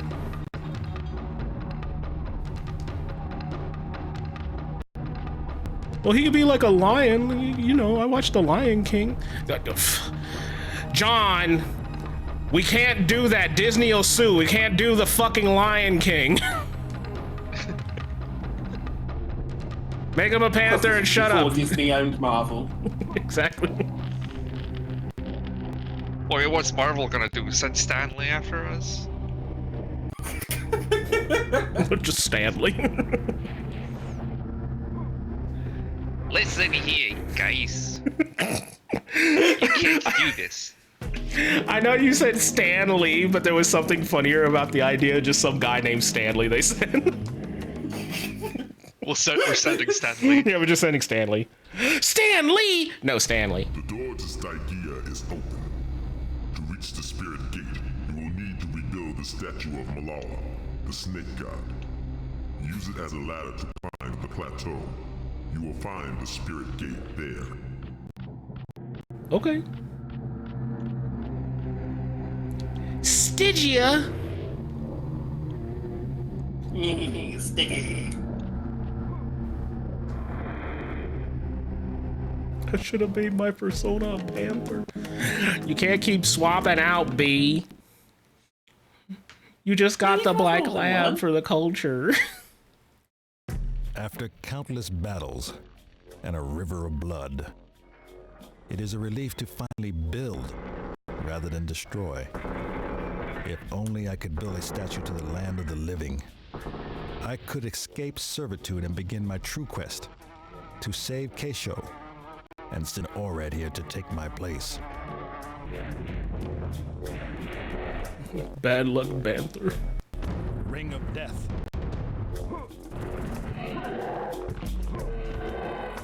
The worm! Ah! A worm.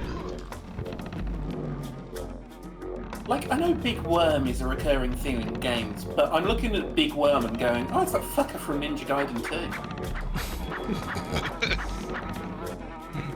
It's funnier to me because you say Big Worm, but I think of Friday, the movie. I have not seen it. Look, I know that's a quote unquote culture joke, and nobody else will get that, but that's fine. Sometimes you gotta make jokes for you. Mm-hmm.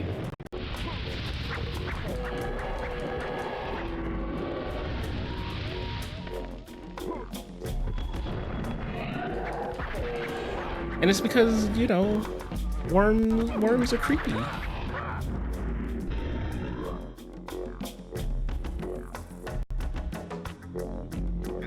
What's with worms? Every time it's raining, they show up.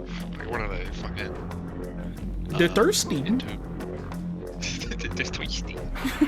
They're thirsty. You gotta let the worm have a drink. Look.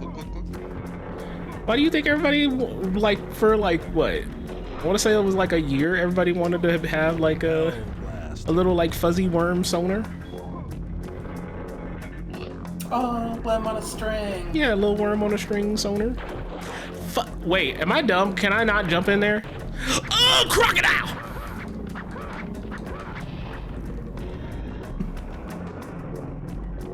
I could taste the humidity in this level. Yeah, because they got the fucking crocodiles out.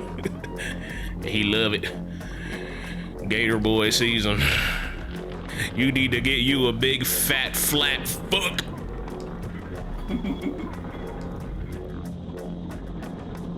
Oh, the opening's on the left side. I'm dumb.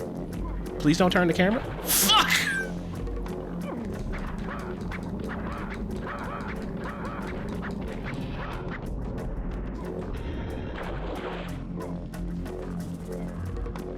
Remember, chat room, that means in this humidity, it ain't gotta just be gator boys, it could be gator gals.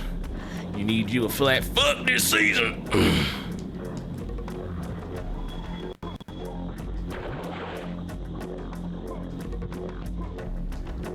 Either your girl's gotta have the thigh pressure to crush your head like a watermelon or the jaw pressure to snap your fucking twig.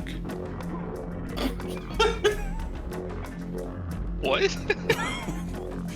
Exactly.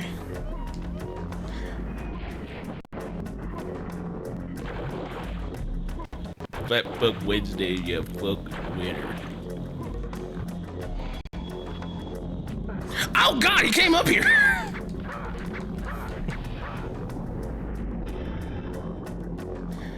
They them gator a little different.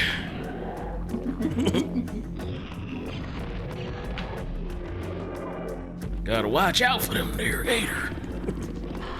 I'm just doing the Eddie Burbank bit.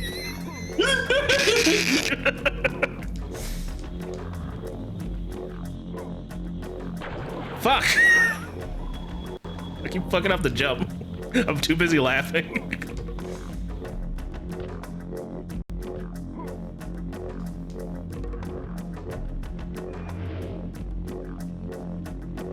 Oh, that's a spell. Camera is kind of fighting me. Fuck! I don't care. Oh my god, he's schmoving. God damn. You see him hitting the circle strafe? Oh my god.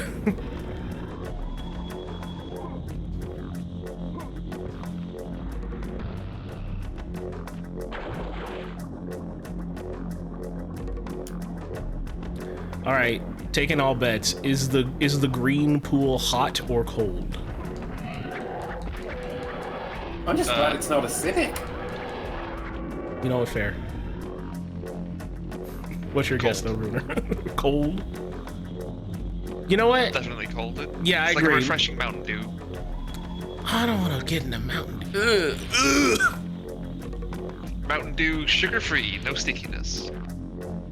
No, then they just use like the gators in it. Yeah, Is it green because of the gator? Is that what we're suggesting? Like, Because he was gators are dying. cold-blooded. Gators would not want to go in cold water. That's true. But we are in hell. They would. What did the gator do to get sent to hell, actually? What didn't he do? Maybe it's one of those situations where it's actually gator heaven. I just Human get hell and gator heaven are the same place. It's very efficient. Yeah, they're just like, oh yeah, man, you did good in your life, so you just get to chomp every dumb motherfucker that just walks in your swamp. Oh my god. Is this a giant Snake skin conveyor belt?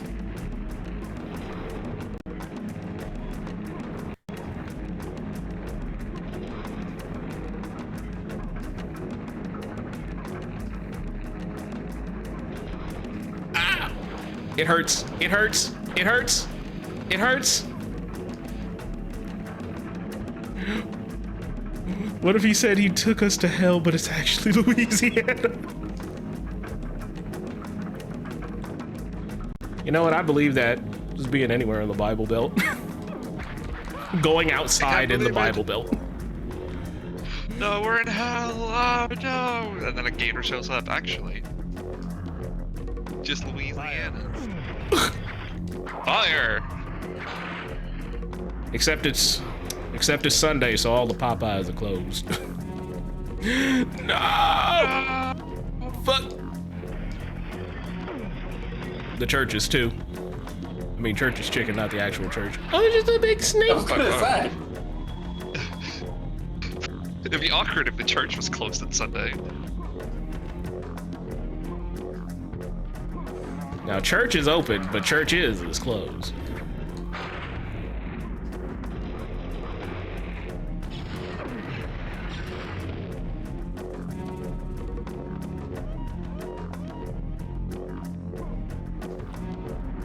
All right, let's not fall into the Tabasco. Oh, it's rings.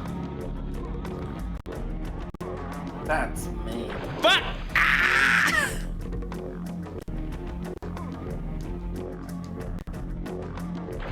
Fuck! Fuck!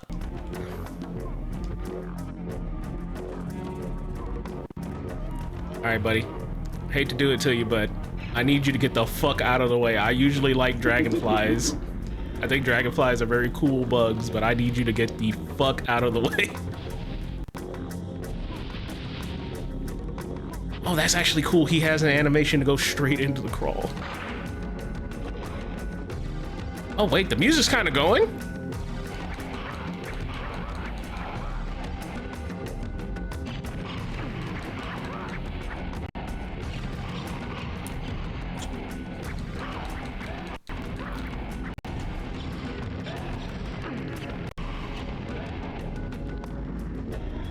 Oh man. Okay, so hear me out. Can we get like a Legend of the Gobos style like remaster of this? Where we just map the controller to like the right analog stick, fucking improve the draw distance better than what the fucking PlayStation 1 can manage, because you saw what it was like when I was shooting the fucking like enemy spawner and how the game literally started dying. Like, just a couple things, little performance improvements, fix the camera a little bit. I'd spend $20 to have this on Steam. Yeah, I think like there's a lot of remasters where they put in more effort than strictly necessary. Like, we don't need all the models and textures redone. Yeah. Part of the charm of the game is the, you know, the polygon count that you can literally count On like one hand. Like I love that shit. I don't need ridiculously high definition Akuji. Although I would like about the Soul Reaver remaster earlier, and you know, you've got two visual modes in there. You can switch back and forth between original visuals and the new models, and it's like, just save yourself a lot of time and money. Just give me the originals. It's fine. Yeah, I'm gonna be real with you. I appreciate that they have it. I've never played with the new models. Fuck! Ah! Blood hell.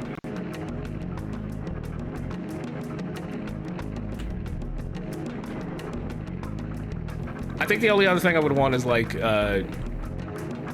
maybe like a full access to higher quality versions of all the music. Kind of like how they did with Croc. Video audio mixing. Yeah, that too. But like I feel like whenever you do like a remaster, that's just like any like traditional games like option menu, you should be copying that. Oh fuck. Okay, I need to get up there. Yes. Like I want a high quality version, high quality rip of all the music in this game. Can I like punch this over? Oh, I can. Oh my god. I have a story. Oh? Kind of. Would you like to tell us? Yeah, I was making dinner, and I wanted to make some chicken burritos. Ooh. And you know, I had made the chicken and I got everything ready, and then I took out my wraps that I had, and I didn't realize I got gluten-free wraps.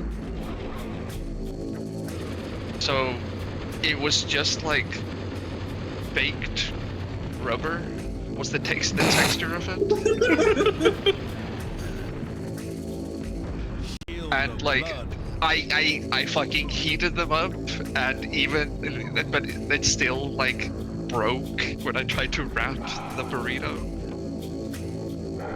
And I'm like, this is awful. Why would anyone make this? Yeah.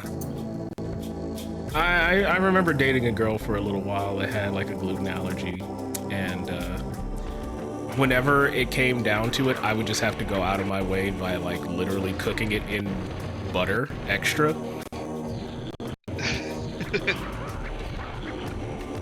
And I felt stupid every time I had to do it, but it was the only way to make the food edible to me.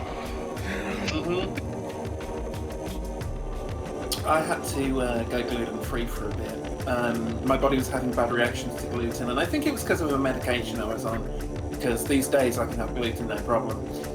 But, oh my god, so much gluten-free food is just bad. Yeah. Yeah. Cornbread saved my fucking life. And see, you aren't having fun with cornbread unless there's, like, you know, butter and sugar somewhere in there.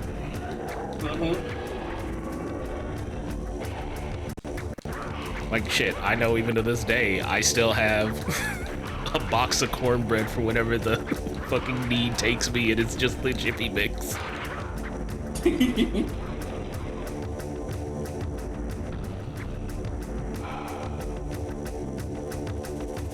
Cornbread looks and sounds great, but I've never had it.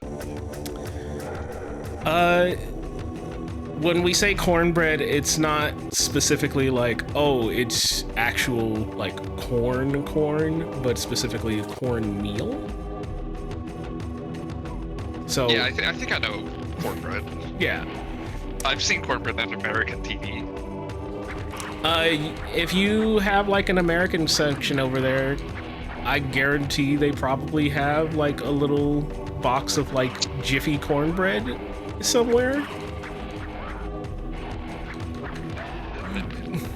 Krusty's honey cornbread. Now, I don't know how extensive your American section might be over there, Runa, but, like, that's a little bit more special. Well, you know, I don't. Normal grocery stores here don't have American sections. You need to go to a special store that specifically sells imported American stuff. Well, if you get a chance to do that, I do recommend checking the American section and just buying a small little box of Jiffy cornbread, and you can just make it. It's extremely cheap. Like, hey, people out there, eating on a budget, living on a budget, you want to have something filling that doesn't cost a lot of money to make and you can just eat real easy? Cornbread, Jiffy cornbread. I've never seen a box of Jiffy cornbread go above like $1.50, and I mean like even in like the most struggling times of my life. And it will always be delicious, and I guarantee you it is filling.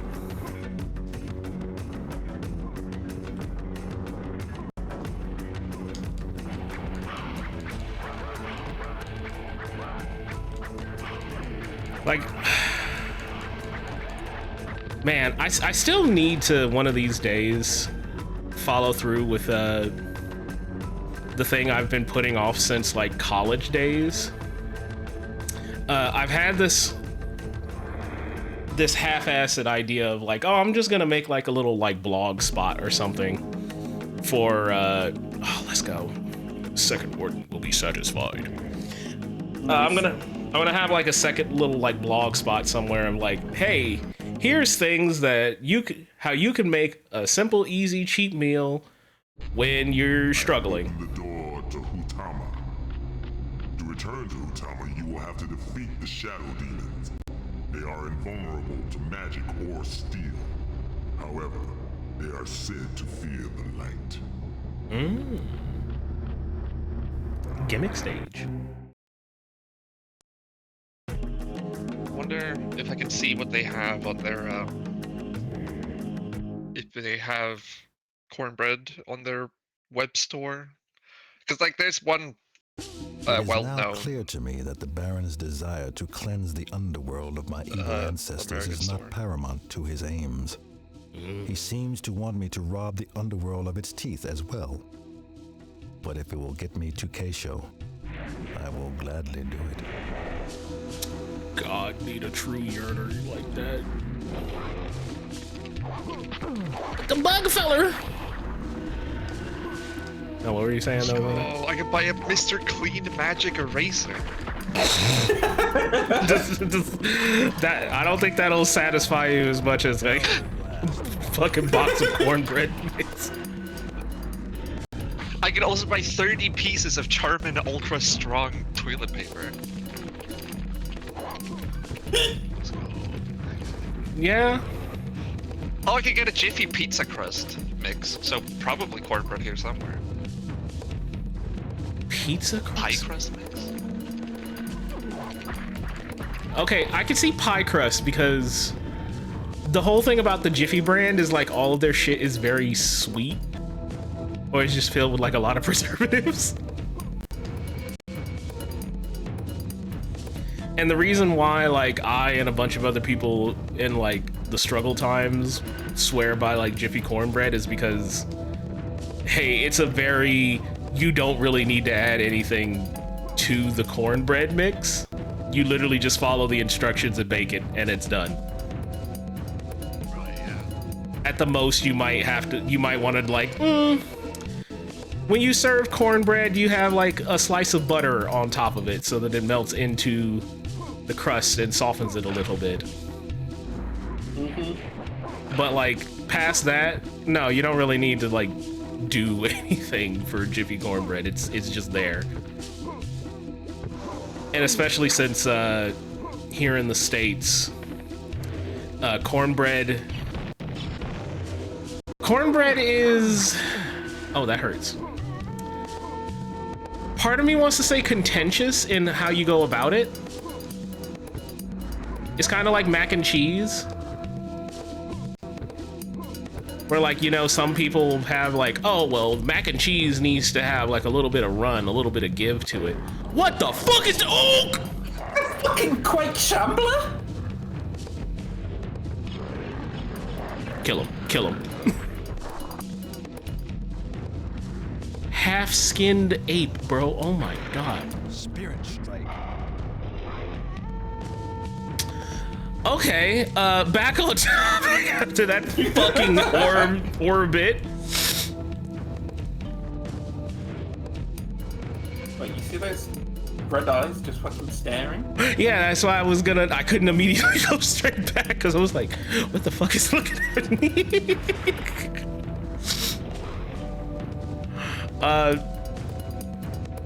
Kind of like how mac and cheese has like contention between like some people believe it should be runny and other people believe it needs to be thick. Here in the States, fucking cornbread goes between, oh, it needs to be very dry and salty versus, oh no, cornbread should be a little bit closer to not necessarily cake-like, but like thicker. It shouldn't just fall apart. It shouldn't just crumble. And it should be a little bit like sweeter. Oh my god, look at these Dark Souls rolls he's got.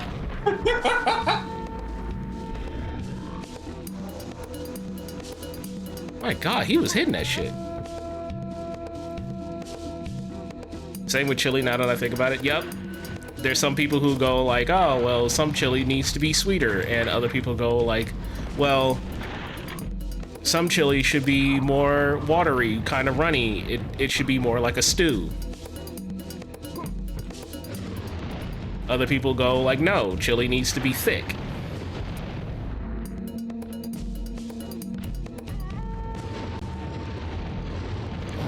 Oh my god, holy shit.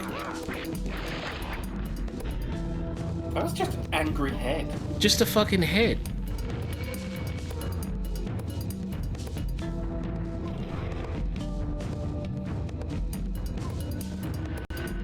Oh, does this? Oh! Oh! Alright. Yeah, I still love the charm of this game.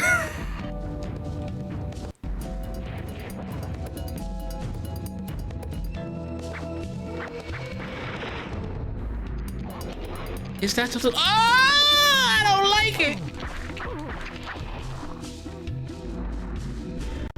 I've been checking online while you've been playing because I figured... Wait, that tree's just a sprite. It's just a fucking billboarded sprite, yeah.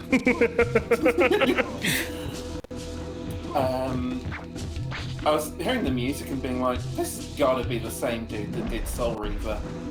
And yeah, it turns out Soul Reaver, 3 composers, One of them did this. Good. It feels very Crash Bandicoot inspired as well. Oh my god. I was thinking that.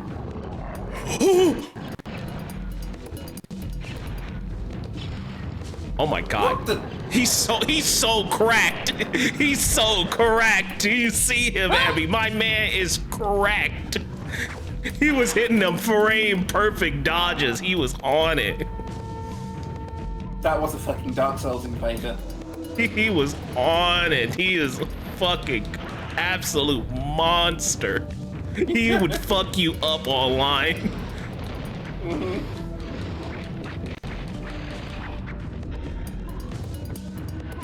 But no, I'm glad to hear that, because I actually really like the music in this game. Some of it feels a little bit more like, yeah, he didn't get to have like a lot of fun or like experiment a lot with it.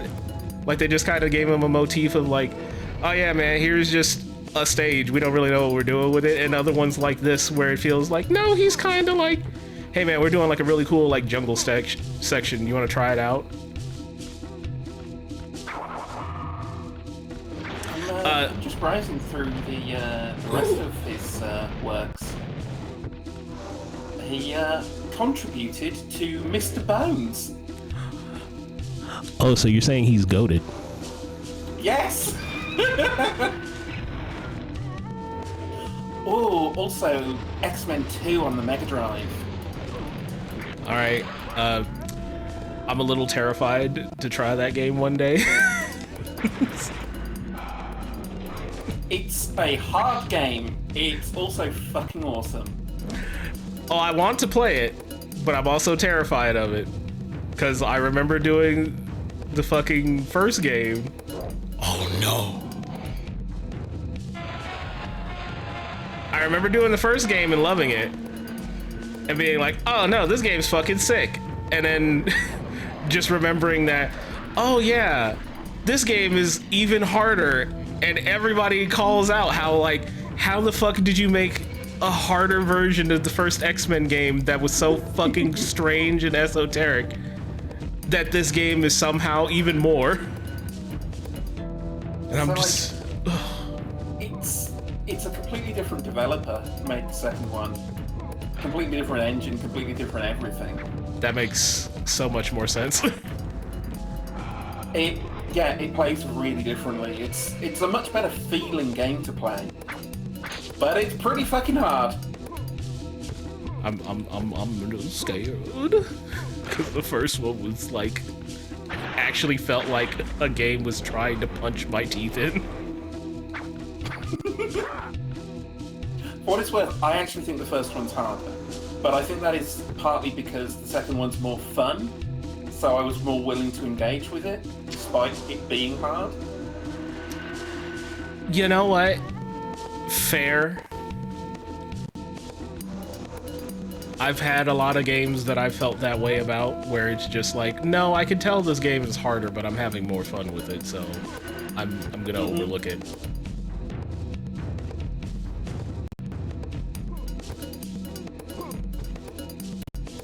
Actually, can I see? Okay, I've gotten 2 in this stage so far.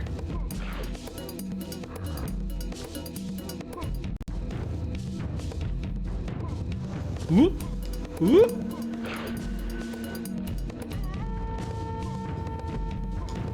Oh, that's another big plant I can jump on. Boing. Before I jump over there. Oh no, this actually looks like path forward. Hold on. Ah, fuck. I love that we've got these bouncy plants. You can tell they were wanting to do something more dark and adult, but these are still the fuckers that made Gex. So they're like, hey, how do we like change up the platforming just a little bit? Come on, Joe. I gotta put a bouncy platform in here, man. Come on, you gotta let me.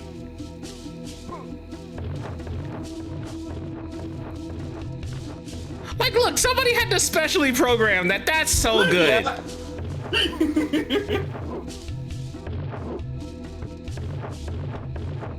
That's so fucking good. That I'm in love with that. Hold on. hold on.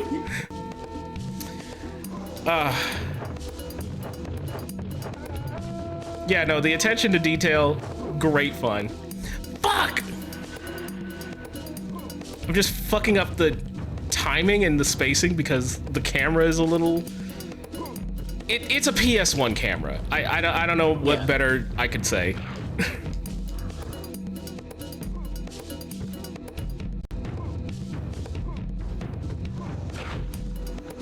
Like, it's a PS1 camera. You want to try and do the best you can. But there's literally only so much you can do.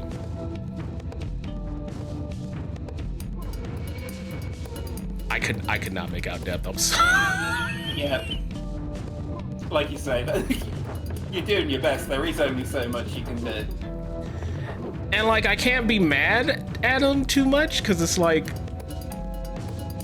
hey man, I remember having the original digital controller for the fucking PlayStation 1. I fucking hated that thing. I thought that controller was hands down one of the nastiest fucking controllers to like play long periods of time with, because it was such a hard, sharp incline where your hands were supposed to rest for it. And it wasn't until I had the DualShock controller where they like shortened it up and rounded it a little bit that I was like, oh, wait a minute. Was this controller always this kind of like comfortable to hold? And then I picked up the digital controller again and said like, nope, nope, it wasn't, nope. See, the wild thing for me was, because obviously I played a lot of fighting games, the D-pad on the digital controllers was actually a lot nicer for fighting games. Okay, yeah. Because when they started making the analog controllers, the D-pad, they made it a lot harder and a lot rougher. I used to get fucking calluses on my thumb from doing Hadokens in Alpha 3. Oh, you had Alpha 3 on fucking, okay, yeah. Yep. Okay, so when I had a chance to finally get into the Street Fighter Alpha series, I fucking had a friend who had a Saturn, because they were a Sega fanboy. And they were just like, that's so much nicer. And they had the fucking 3D controllers, and they had 2 of them. And so I was doing fucking Hadoukens on analog sticks, and I was like, oh, this is how all video games gotta be. I still love the fucking Sega Saturn 3D controller, and I still remember, like, why didn't I buy one of these? Why didn't I beg mom for one of these? Why didn't I, like, talk my brother into being like, hey dog, we need to get a Sega Saturn? That controller was the first controller with analog triggers. It's still a great way to play racing games. Mm-hmm.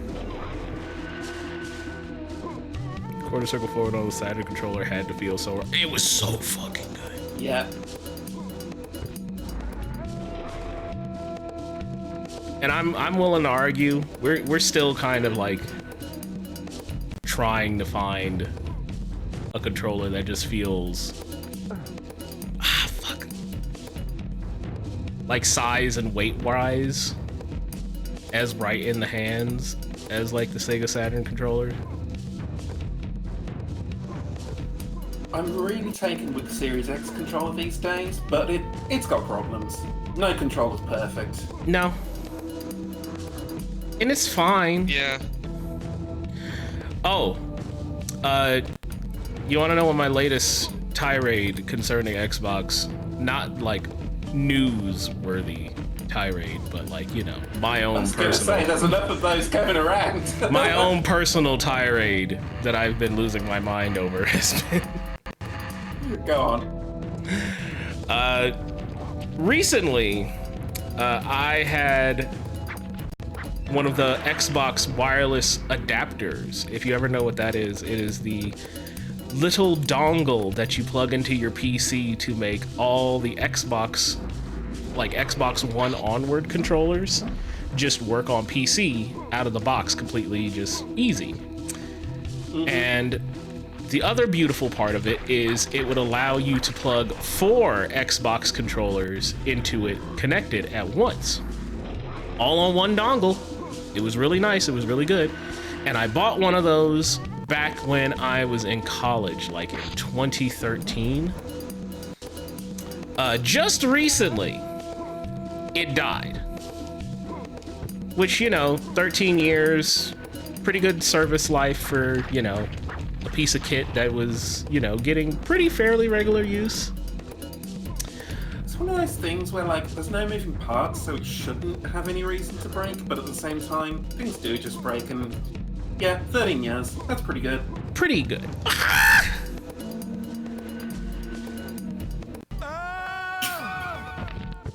Holy shit, I was falling for so fucking long, I thought the game broke. Okay. He took his time on that screen. No, he was falling for that long. Thank you for the clip. Either way, it finally fucking broke. So, I took it upon myself to be like, okay, well, you know, 13 years, I can't be too mad. I'll just buy me another one. So I go online to see about buying one of the newer ones, because I remembered after I bought the original dongle, they made like a revision 2, because it was so good selling and it was really good, and like everybody just wanted another one. It's a little bit smaller and it had a little bit better range and a little bit more compatibility. Oh fuck, I touched the thing. And I was like, okay, I'll just buy one of those. Did you know, chat room, Amy, Runa, that they do not sell the Xbox wireless adapter anymore at all? I did not. What?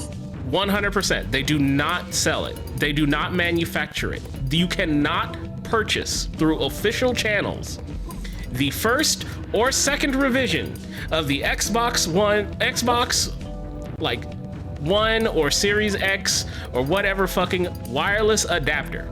It is just completely dead.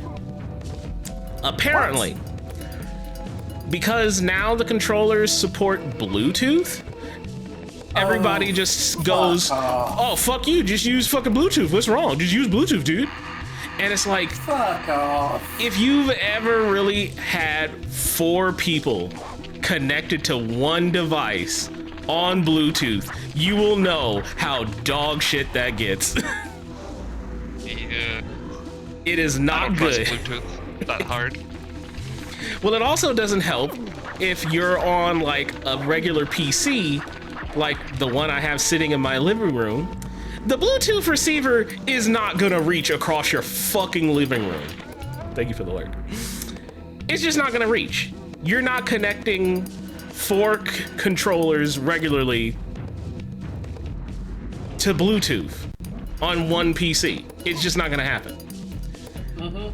So I fucking look online and there's all these fucking like shady Amazon dealers selling the Bluetooth adapter or other things that are very clear fake reproductions of the fucking wireless adapter for as much as like $40. And I'm like, okay, I could spend $40 for some strange Chinese adapter device that I just plug into my computer and just hope that everything works fine.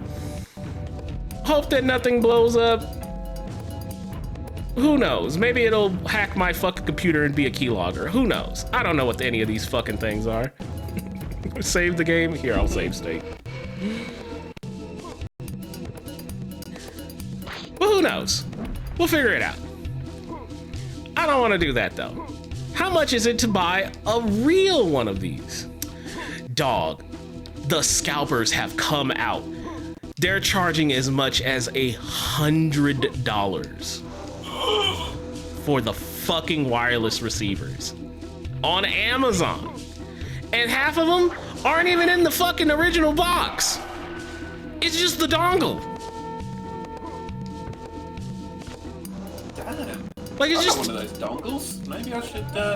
I mean, if it still works, you could probably resell it, make a pretty penny. Mm-hmm.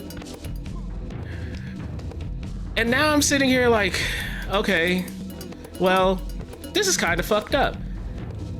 How much is it on like the original Xbox site? And that's when I made the discovery that, oh yeah, Xbox just doesn't sell this thing anymore. You just can't buy it anymore. They just stopped selling it. They now recommend that you just buy one of the newer controllers and use Bluetooth to connect it to the PC, or wired it. Yeah, just wire your fucking computer across your living room. Or use Bluetooth. What's the problem? And as you can probably tell, I don't want to do either one of those things. No, I've got Bluetooth headphones, and I've got a Bluetooth Stadia controller. Stadia controller, weirdly, actually quite good. Best thing to come out of Stadia. I've heard of that, yeah. But obviously, I can't use them at the same time. You know, shut the fuck up. 2 Bluetooth devices at the same time. No, like it's such a non-idea. It's such a non-starter of an idea too, which I fucking hate. But during this discovery is when I made the discovery about Xbox in general. So here's revelation number 2 for my rant and my current hatred of Xbox as a brand. If you go to the Microsoft store and, you know, specifically the part of that sells like their hardware shit, like, you know, their controllers and all this other stuff, you're gonna get like a ton of ads for like make and customize your own Xbox controller. And like, those controllers are pretty nice, they're pretty decent, I'll admit. I bought one. Me and Ash made customized ones for each other and bought them for each other. I thought it was a really cute idea back then when we were dating. Fucking, those controllers are really high quality. I start scrolling down and start seeing, okay, so what else do they sell? What else do they sell? Why do I immediately start getting direct, not advertisements, but just, I could just buy through the Xbox store, just Turtle Beach, Razer, fucking Game Sir controllers. That is a bit weird. I can buy 8-bit controllers directly from the Xbox store. Like, that's something I noticed a while ago, because, you know, I still use my my Series X. And if I'm browsing the store, that stuff shows up in the store on the Series X. Which is so fucking crazy to me. Why are you selling the third-party shit on your storefront when you make the shit yourself? There's like a few like special controllers where they'll partner with someone to have them, you know, do the manufacturing and take the brunt of the costs.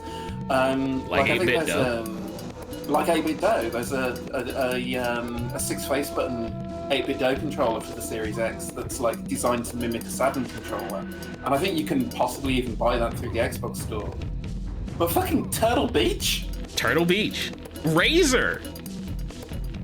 You could buy a Razer headset on the fucking Xbox store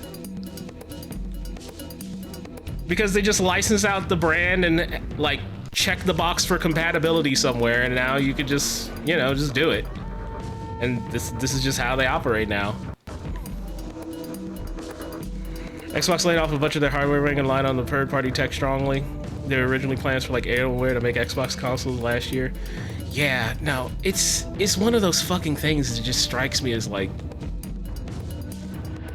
look, if you're a manufacturer for this thing, you should be constantly trying to sell me your shit, especially if you're still also selling me your shit.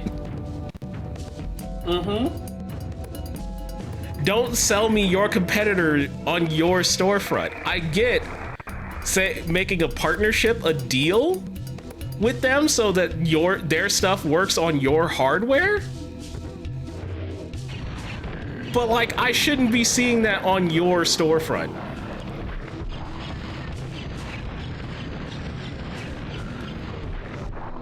And it's just so fucking wild, and I was losing my mind just like going through the store and just being like, y'all don't sell the shit that I actually want. You're sitting here trying to sell me other stuff. It's even funnier because the 8-bit dough like leverless controller that I swear by now. You can buy an Xbox version of that right now on their site.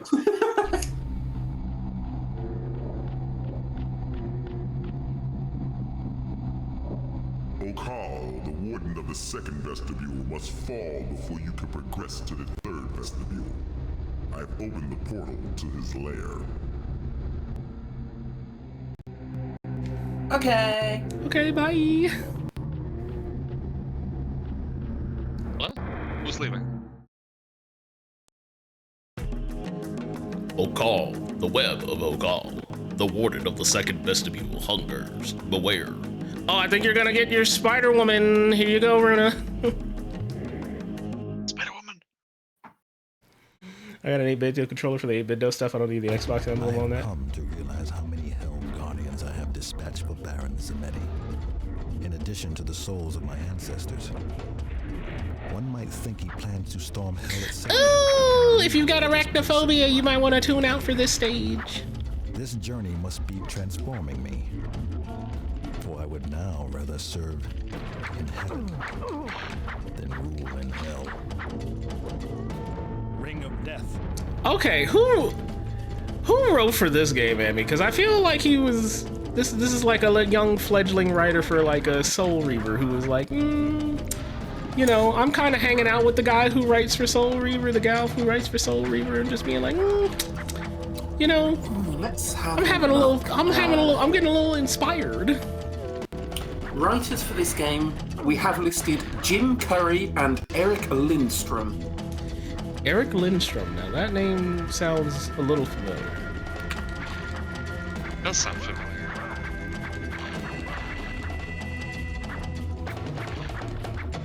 How was this game? I remember demo copy being on Gex Street. Game good.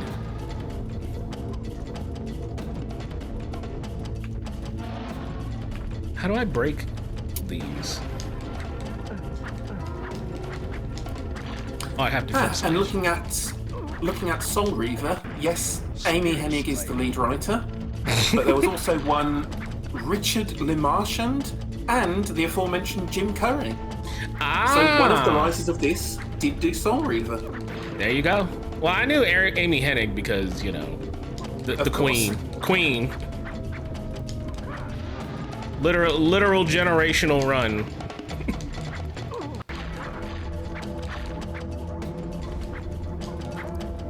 I honestly feel so bad.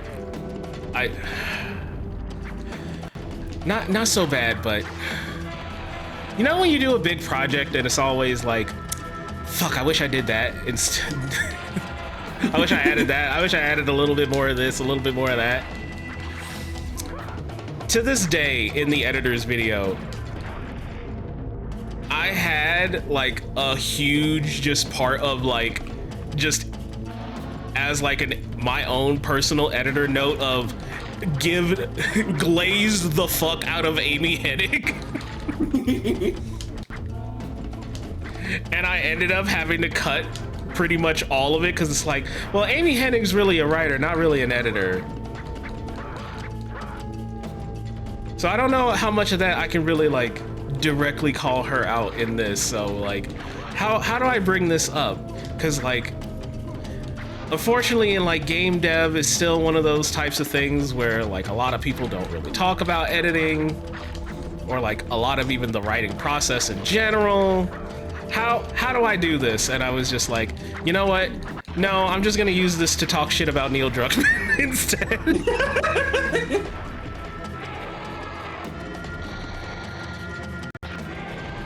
Oh my god, she's a big spider dragon woman? Oh my god! Is she doing anything later? Yeah. Like I said, Amy Hennig, generational. I forgot there were holes in the stage. You know what that means? It just means you have to come up with a new video specifically to talk about Amy Hennig. The unsung women writers. Yeah. I mean, I could probably do that. Most game dev studios don't. It's not just that they don't treat game writers with respect, it's that they don't think game writers are even a thing. They'll just throw some guy on the story and they'll be like, you've seen a Marvel movie, right? Unfortunately, pretty much, like,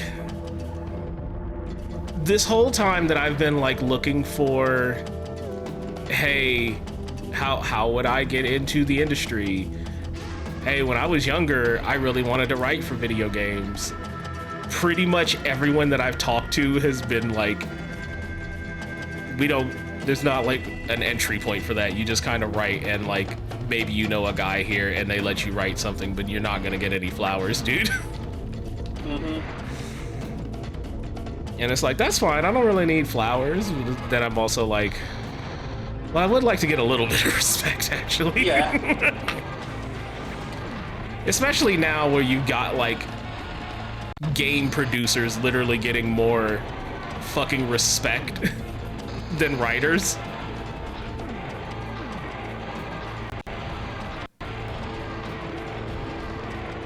Camera, can you please keep up? Oh god. Just like our job with any comics. Yes and no. Oh my god, is this ever gonna stop tracking me? Holy shit. Where's the titties? You don't get to see those for free, Rona. You gotta woo her. Okay, what's the OnlyClans?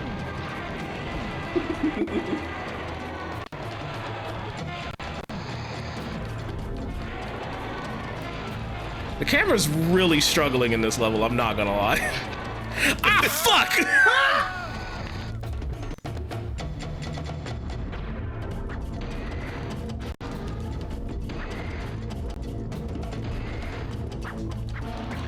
Our professionals from Marvel's DC need to talk about female characters more pretty.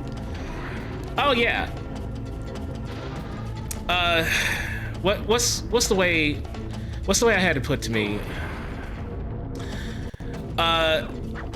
Being a writer or an artist in comics or in the game industry is essentially akin to the porn industry. If you're not willing to do something you don't like doing or take a dick in the ass, you're not gonna have fun here. You gotta do at least a little bit of it before you can do what you want to do.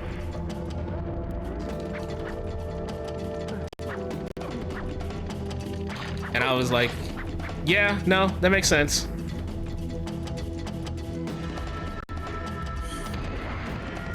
Just realising how much of game production is like porn production. There is more crossover than you would expect. That comparison made me holler from the kitchen, but you right. I mean, that's just kind of everything now, though. Like, you aren't able to get into your dream job for the love of the game.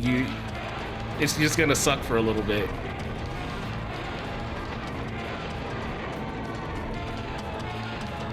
And if you're not okay with, like, you know, getting a dick in the ass for a little bit, you're not gonna have a good time. After you're getting good and you're used to it, then like you're gonna have a fun time. Like, trust me, every male porn star you might have ever seen or heard of, he probably got fucked in the ass or fucked somebody else in the ass at least once, whether they're gay or not. Mm-hmm. What if I have a medical problem in my butt? Then I don't think this industry's for you. So my spirit and my bride can be free. Oh shit! Woo! That was kind of cool looking, actually. Hold on. Mm-hmm.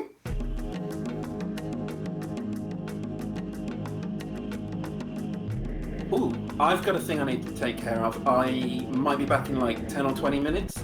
No worries, do what you gotta. See you later, bye bye! Bye! My first interview set up at the day before they hired someone else, so... You are now ready to descend to the third vestibule of the realm of the dead. Your next goal is simple, Akuji. After gathering the spirits, you must journey to the far side of Lata to find the spirit gate.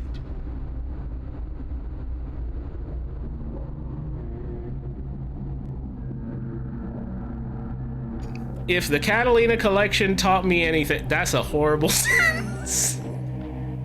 That's a horrible start to a sentence. That's a horrible preface to a sentence. That is the worst way to start a sentence.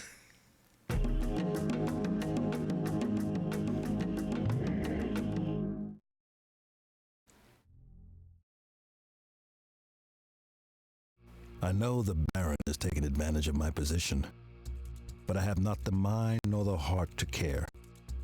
I hear Keisho's cries in my deepest thoughts, and I find that I would do anything for anyone to calm her.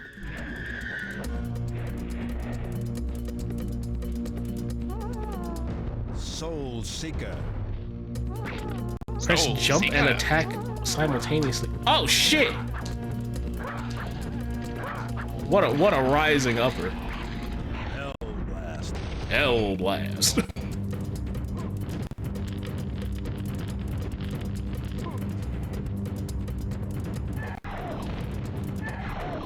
Soul robber. I fucking remember.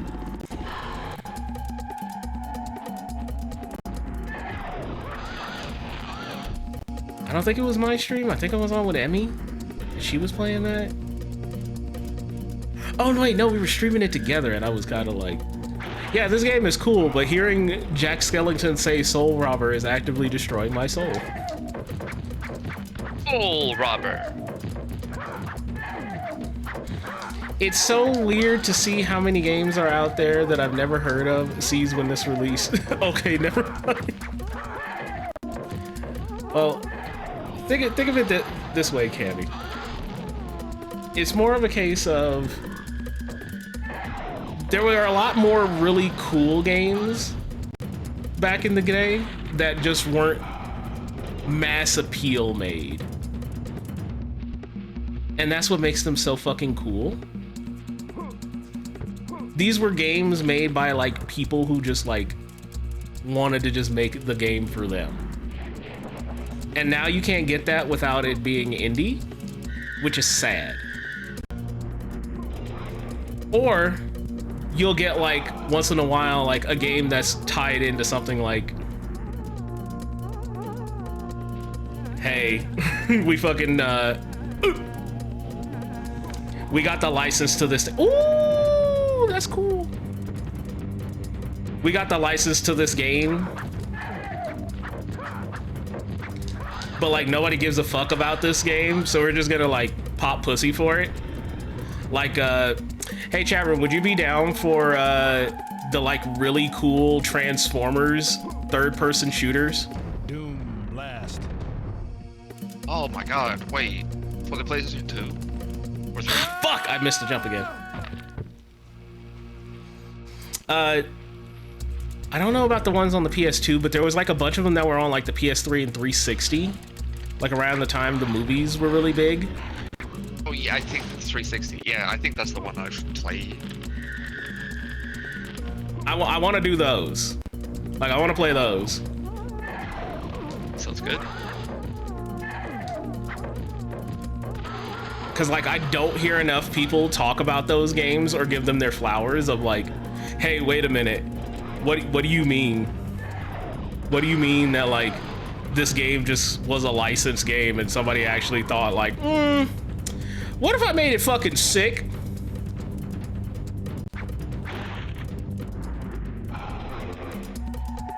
The Transformers Platinum game. The Transformers Platinum game is very good. It does, however, unfortunately, like most non-passion project Platinum games, gets very repetitive very quick. but if you can get past that, you will have fun.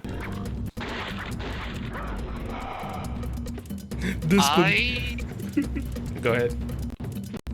I remember I went to like a family. Oh my god, I don't know. Like, what's like a proper thing of this? Like where distant and close family all like camp in the same area. Just like a family reunion. We still call that like a family reunion. Okay. Those used to be like a yearly thing at one point. But yeah, I remember at a family reunion thing, I met this kid who I wasn't sure if I was related to or not, because, you know, fucking... Yeah, they just started inviting people who, like, you don't really know, and it's just like, who's this kid? Alright. And yeah, he brought his Xbox 360 and a fucking a Transformers game, like that. But it didn't have a TV because he was like, oh, there's probably a TV around here somewhere. And we found like this. There was like this lodge that you could hang out in. It was just basically just a seating area with like, you know, seats, a table, and there was a TV in the corner. And we were like, yo, can we use this so we can play video games in this outdoor retreat? And, you know, we went to go set it up, but that TV was so old, it didn't have the proper connections. Yeah, because it probably had, like, AV cables instead of, like, the HDMI you needed. Yeah. No, I feel that. So you just never got a chance to play fucking Transformers? Yeah. That kid brought his fucking... console and everything for nothing. You know what? I respect the hustle. I respect the hustle of like, no, I'm bringing it back. I came back and I thought you were talking about community college. Instead, I played a lot of Cub, K-U-B-B, in that, in all of those occasions. I have no idea what that is. It's like a lawn game where you have a bunch of wooden pieces, and then you have to throw your wooden piece to knock over your opponent's like pawns. Essentially, it was like like outdoors chess, different. Like, I'm trying to think. What would be like an American game equivalent of that? I don't, because it sounds mildly similar. Like, oh yeah, okay, yeah. So I'm gonna share an image in Not really. Bear's desk. Jacob, thank you for the raid. So you set up a play area, and then you put up your pieces behind a certain line. And then once you've gotten all of your opponent's pieces down, you could knock over the king. What the Yo, this looks cool though. Yeah, so like those batons, you were supposed to like underhand throw them to knock over the cubs of your opponent's side until you eventually got to the king and won the game. That seems weird, but like I think that sounds cool. And it sounds like you need a lot of fucking room for it though. 8 meters by 5? Damn. Oh yeah. Okay. It's definitely an outdoor lawn game. No, that sounds cool. I'd play it. But it's one of those fucking like lawn games that I know as a kid it would be like, okay, I'll play this once, and then like, okay, I'm bored. I don't care anymore. Can we go do something else? And then one of the parents will say some shit like, we can go on a hike, and it's like, ugh. That's boring too. It's been a while since I've slept in a tent, now that I'm thinking about it. I used to do it a lot when I was younger. Were you an, You ever an go over to outdoors your group? friend's house? Oh, and like to have camp a outside? sleepover in the backyard? Yeah. Me personally, no. Okay. But I knew a lot of friends who did do that. But those were like the types who like genuinely fucking were like, oh yeah, well, I actually like doing scouting and like other stuff outdoors. I think the outdoors is really cool. And I was always like, man, humanity conquered and built 4 walls and shit like that to get away from nature and only have limited exposure to it. I don't want to be out here much longer than I need to be. What the fuck? Fuck this.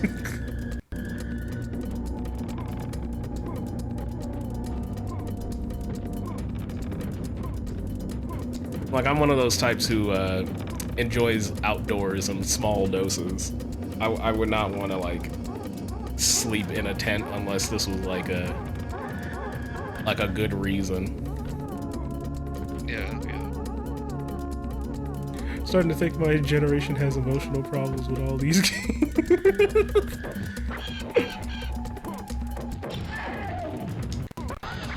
A lot of these games were built to piss you off. Oh God!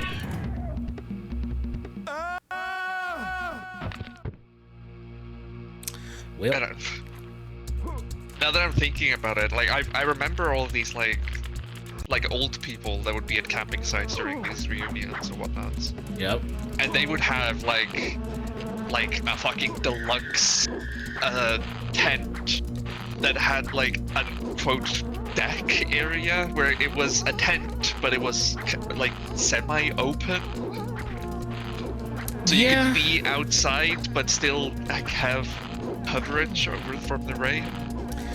So that's always been the fun thing about camping, and I never really cared for, because there's always like different levels of quote unquote camping that people get fucking snobbish over. I've been playing an episode up here. Good luck in Akuji. Thank you for coming by. Thank you for the raid. There's always like different levels of snobbery, because on one extreme you've got the people who will be like, well, I literally have like the most basic fucking tent to protect myself from the weather, and everything else I have are just like gear and tools that I have to like fish and like live off the land and all this other shit. And I'm like, man versus wilding it. And then you'll have the other side of people who are like, oh, I've rented an RV for the weekend and we're essentially living out of the RV, and like every once in a while during the day we'll go on like a hike and like go down to the stream, or I'll do a little bit of fishing. And it's like, you remember like how Pete and his family lived during like the Goofy movie? Yeah. Where they had like the massive fucking RV that essentially like unfolded into like 20 million fucking things. It was that. On a fucking bowling alley. Yeah, it has a bowling alley and that shit. It's that. Yeah. And see me? And then there was Goof, who was like, I don't know about this, Pete. Oh, that's a little too much for me, Pete. I just need me a fishing rod and a simple little camp tent. I'm drinking cold soup. Mm-hmm. And Pete's just like, whatever, Goof. That's the way you want to live your life. Seems kind of bitch-made, Pete. Look, I'm with Max. I'm trying to live like Pete, bro. I'm trying to live like Pete, bro. I ain't trying to eat cold soup out of a can, bro. Yeah.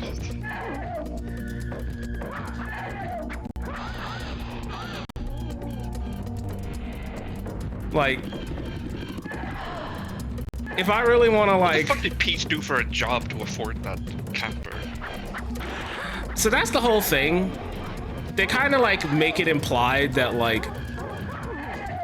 If I remember, like, the notes from, like, the original movie, his wife was, like, the breadwinner. Because Pete worked at, like, the shitty little department store with Goof.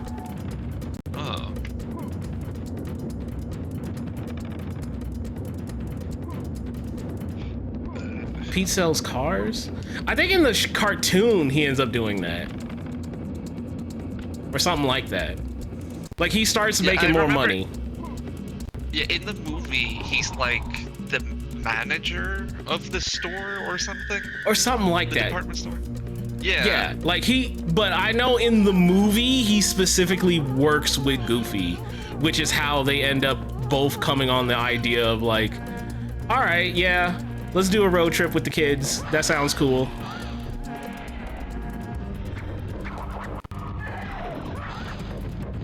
And they both end up doing it on it. Pete just won the Omni lottery by getting Peg. Look, man, you gotta understand. There's some women out there who like big men and like big women. Sometimes you'll get lucky, you find one, and you could just be like, I can't. I'm winning. I'll never let you go. You'll be like Akuji over here talking and screaming out, Keisha! Fighting through hell for a woman like that, for Peg.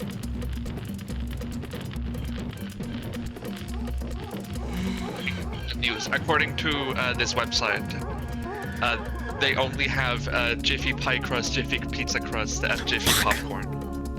I need somebody grown-ass daughter to disrespect my genitals in the best way possible. God damn, yes, he never misses. He's always right. I do need somebody grown-ass daughter to disrespect my genitals. Fucking yes. Next Goofy movie was about college and the X Games. Well, if I remember correctly, the second movie wasn't written by or planned by any of the people who made the first movie, which is why in the documentary covering the first movie, they just don't acknowledge it or talk about it at all, because it's just like, yeah, no, we don't have anything to do with that. It was just one of those like, hey, we don't know anything about it. Whole movie could have went completely different direction. Goofy says, "Stop talking about my son crazy" to the principal. Yes, but if you grew up in the 90s, which I know you did, just like most of us here did, Forrest, you remember how it was of like the satanic panic and the scare of like, I think your child is a fucking delinquent. I think they're gonna grow up to be a fucking serial killer or a mass murderer. You need to be watching your child right fucking now. Like, dog. During that era, you either had a parent who was like super overbearing or didn't give a fuck. And only once in a while, if you were lucky, you had a parent who was like how you're saying, we're like, no, my dad had beef with the teachers. I wish I had that growing up. My parents were super overbearing because they always thought that like, well, I'm not letting my son turn out to be no type of fucking criminal. My son ain't gonna be in no fucking jail. Spent the lightest is where we had full-on school gang brawl. See?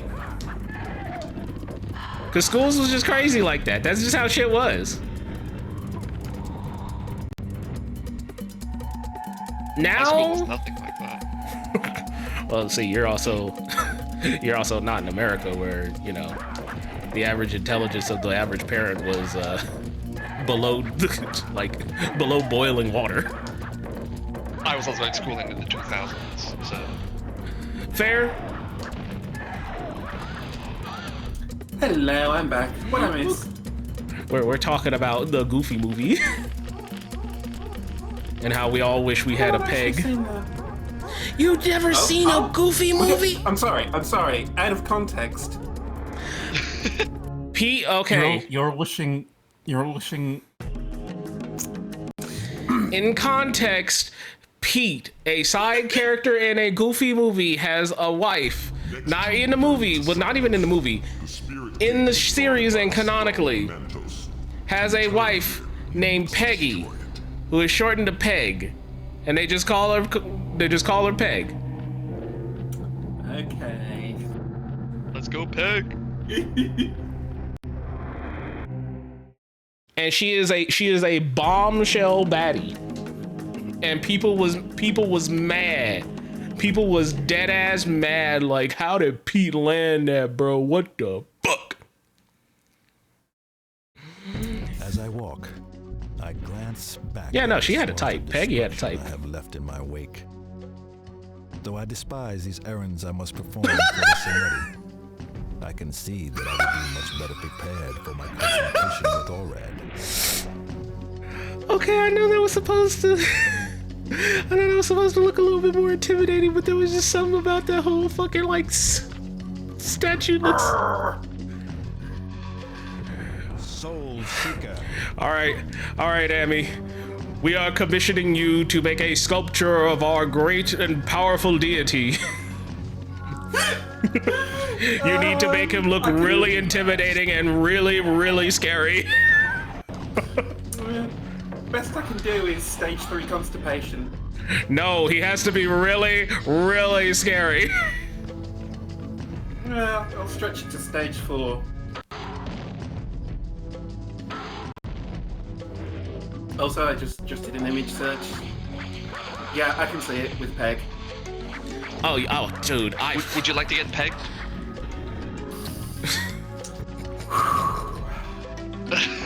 Now this isn't a question,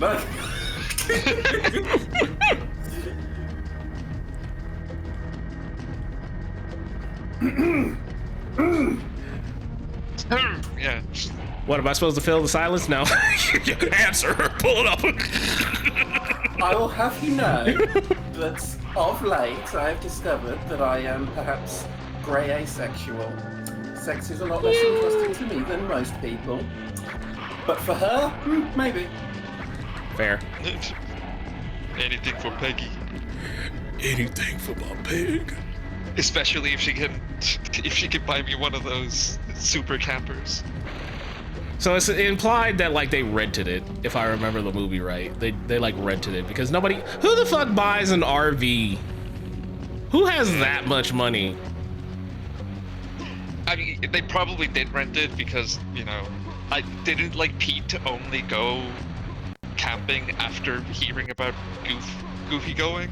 Yeah, and like PJ ends up like fucking begging his dad, like, come on dad, please, we gotta go. And he just then eventually says like, all right, yeah, fine, we can go. Damn it, I'm gonna do it in style. Which, you know what? Good on Pete for being able to drive one of those. Dog, those things are scary to drive. Maybe I'm a pussy, but like I don't like driving shit that big. Yeah, no, I don't like driving my dad's pickup. That's too big. Akuji's VA is shaft. Let's go. Akuji's VA is literally shaft. Let's go. Sorry, Ruda. Yeah. Fucking like, yo, fucking shaft. Okay, hear me out. Because we'll never get another The Warriors game, and we'll never get another game like that weird, like, reimagining of Narc for the PS2. Give me a John Shaft game. Johnny Shaft. Didn't they do like a Shaft remake or reboot with Samuel L. Jackson at one point? If I remember right, they were in talks with it, and like for whatever reasons, it just got dropped. And Samuel L. Jackson was like openly, vocally like mad about it falling through. Like, what the fuck? I wanted to be Shaft, and then they just dead ass just let it fall through. Dang. We're talking about Shaft? Yeah! Apparently the VA for Akuji is Shaft.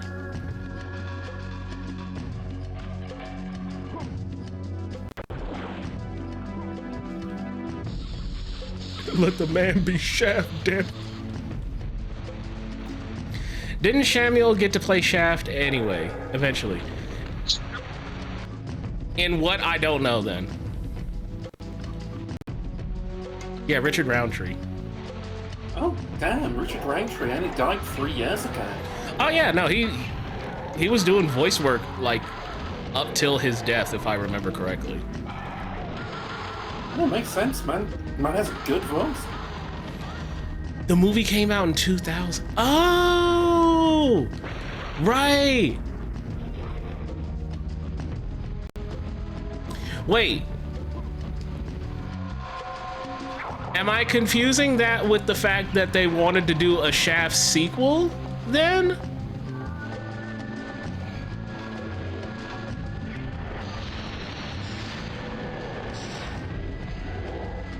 Yes, okay.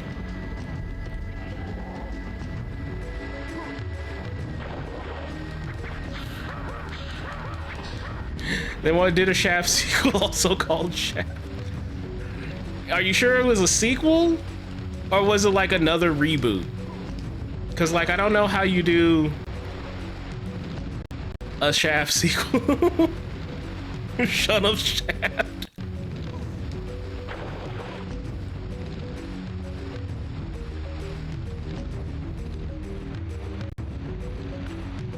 When their recent one where Shaft and Jackson was the old Shaft. Was that the one where they were trying to get Michael Jai White?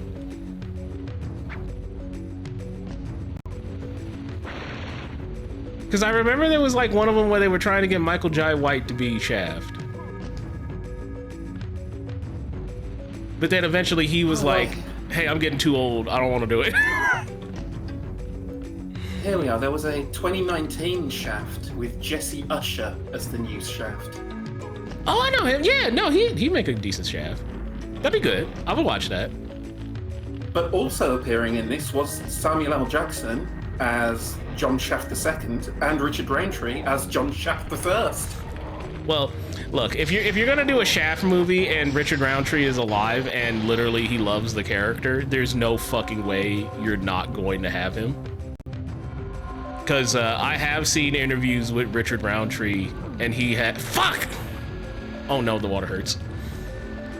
I've seen interviews with Richard Roundtree and he's just dead ass admitted like, no, I fucking love this character. It's my most favorite character I've ever done. And he just loves it. Sorry, what were you gonna say, Marina? I don't know. Oh yeah, I think it just said all water hurts. Okay. Dick appreciating Motherman Shaft. What a stream. Look, What a if you don't like Shaft, you could just shut your mouth. I'm only talking about Shaft. And we can dig it.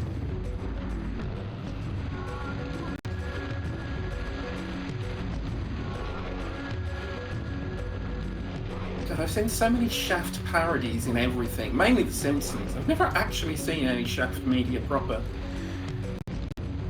It is a cultural touchstone in black cinema, which is why many black people specifically swear by the films.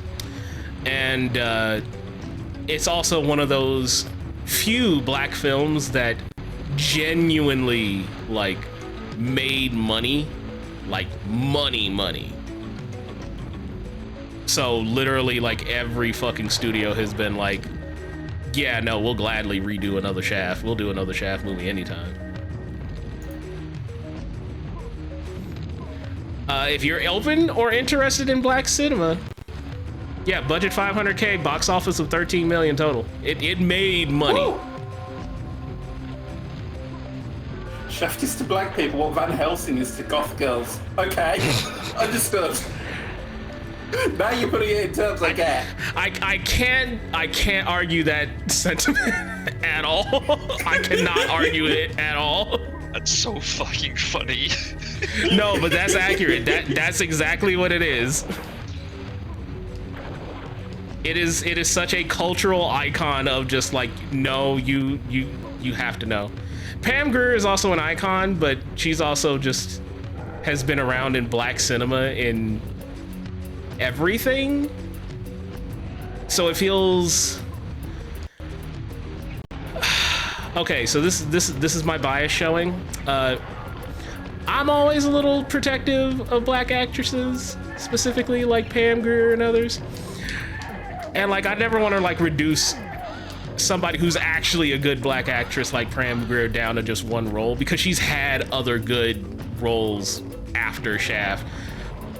In the case of like Richard Roundtree, it was like it was the equivalent of seeing like Samuel L. Jackson being like fucking Nick Fury in Marvel movies. Like he defined the character 100% and could not separate from it at all, even if he wanted to. Like Richard Roundtree is Shaft, is what I mean. Whereas like Pam Grier being her character, it's she defines it and she plays it well, but it's also one of those things of like, no, she's done a lot more than just that though, and it's not as like defining of a role for her.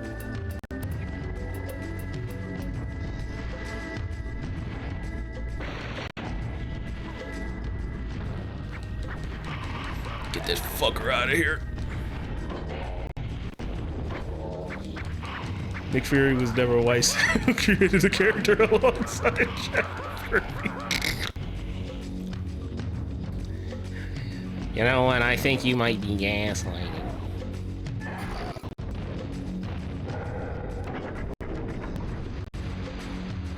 Checkpoint! It's the fucking weirdest thing. Like, I think there's a Punisher game where you can play as Nick Fury or something, and every time someone sees it, it's like, why is he white?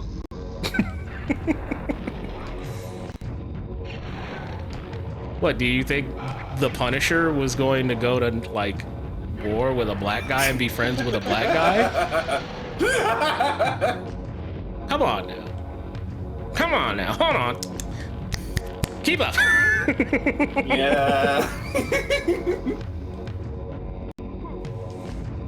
Look, I love the fact that when the Marvel movies were coming out, Marvel saw how much people loved Nick Fury being Samuel L. Jackson, or you know, the other way around, that they had to switch that around, and like all of like the fucking racist shitheads were like, what the fuck, why are we blackwashing a white character now? Is this what we're doing? And it's like, dog, it's Samuel L. Jackson. Are you really about to like try and make a case for this? Are you fucking serious?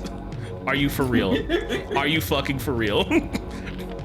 Look me in the eye and try and say like you think Samuel L. Jackson ain't a good character for this, please. And then it eventually turned into like all those Marvel nerd channels had to just like, okay, well, I'm just gonna not say anything about Sam Jackson as his character. How the fuck do I make this jump?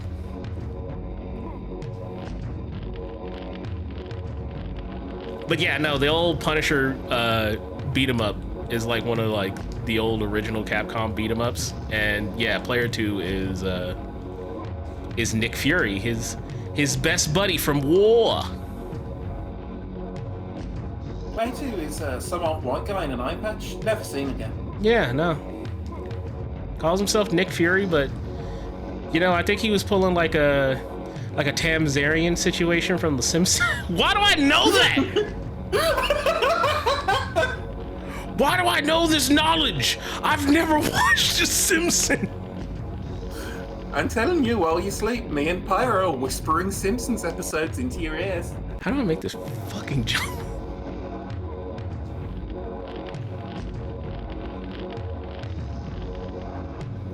God, I remember now, that Punisher arcade game, the first time it got a home release was on the Capcom.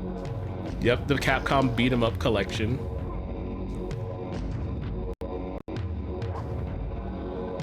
Oh shit, he does a flip. The Capcom was like this dual arcade stick in the shape of the Capcom Oh, logo, you mean preloaded that? with some ROMs. The Capcom. Yeah, the Capcom like arcade stick thing that fucking looked like dog. I'm gonna be so real. That thing looks like shit. Yep. It looks like one of those things that you like see in the background of like one of those talking head YouTubers who talks about video games incessantly and literally has nothing of any import ever to say in their entire life. I'm sorry. Probably has some very strong opinions on the direction the Zelda franchise has gone. And you know, he's got a card to jump into politics one day when, you know, everything falls through, but, you know, we aren't there yet. How the fuck do I make this? But fucking just like, he'll have like a background of like some shitty neon signs and of course like those mini arcade 1-up machines that nobody actually ever plays. But he has it running all the time whenever the camera's on. Oh yeah. Gotta have those lights flashing. How do I make this jump? Can you get on top of it? Yeah, that's what I've been thinking, but like I can't jump high enough. And like these things just push me off. There's not like a super jump while you're crouching or anything, is there? No, that's how I do the flip. Okay. Just Soul Reaver knowledge was telling me, oh, do a crouch jump. Trust me, I thought I wanted to. Yeah. I'm just like, oh yeah, just do a crouch jump, dude. Just get up there. Yeah, it's easy. Just do it. But I'm feeling dumb. I don't see how to make it because I can't jump forward. Hitting jump while you're on here just drops you straight down. How's it going, Nick? Hello, Lily.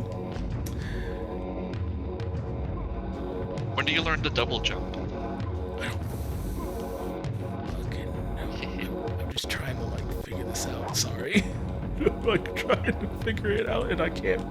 I'm so fucking stuck trying to like make sense of this. Oh god. What the f-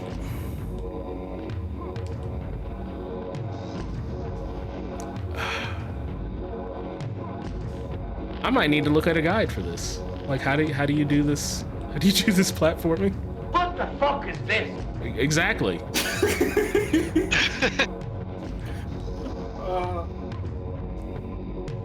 There's gotta be a way to like transition from the monkey bar hang to the ledge hang or something. Oh God! I'm pressing every button just to see what it does. The only buttons that do anything are my kick and jump just drops me straight down. Is there like a button somewhere I'm supposed to hit? This is how I felt playing the clock level in Super Mario 64 DS. And this is closed.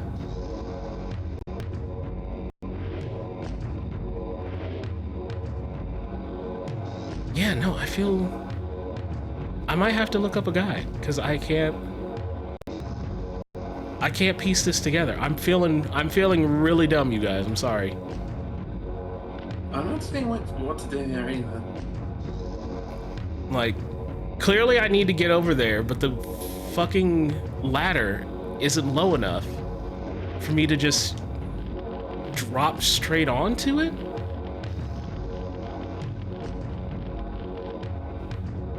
And you drop straight down. Also, I didn't tell you, you might not notice, but every time I'm falling from that height, I am taking fall damage. Which just makes me even less want to fucking keep doing this and keep falling. Because I don't want to keep taking fall damage. Okay, I'm sorry, I gotta look it up. We are in... Oh fuck, I don't know what level we're on. I don't remember. Shit. Is this the vestibule? No. No. That was like way long ago. Yeah, no. So we're coming up on like the third boss. Isn't a way to pull yourself up on the top instead? Not that I can know of.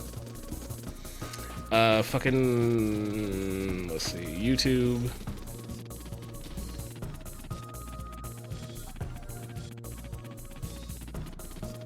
Oh, ew, I tried to pull up a fucking video for, I forgot I accidentally like let autoplay cut on, and it was trying to auto pull up like autocomplete, like, hey man, do you want to finish watching this video on why is Supergirl bombing? And it was the most inane, just like two guys talking and just like hanging out, instead of it being like, okay, why is Supergirl bombing? And it just turned into like, oh god, I need to turn this shit off right now.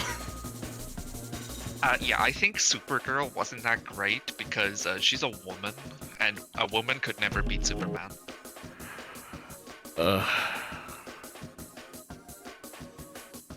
Supergirl is bombing?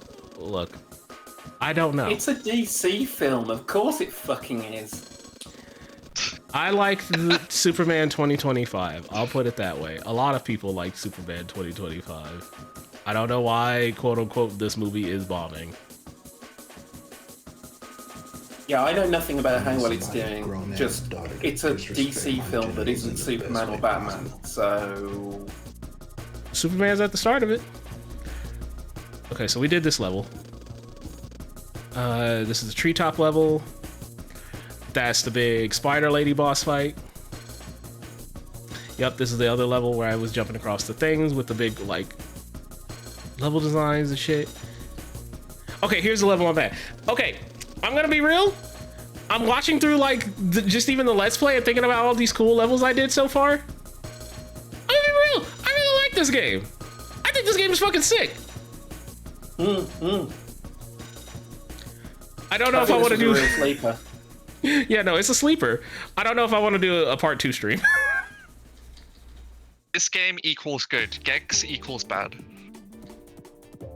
Gex is a very, you have to be a fan of like cool collectathon platformers.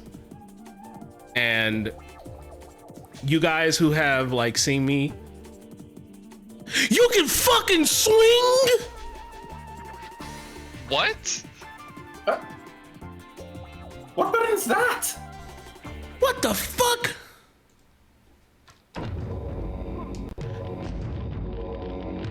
Why wasn't there like a hint thing for that? Okay, no, you gotta watch this. You gotta see this. You gotta see this. Okay. How did he do that? How did he do that? How did he do that? He started fucking swinging. How did he do that? How did he do that?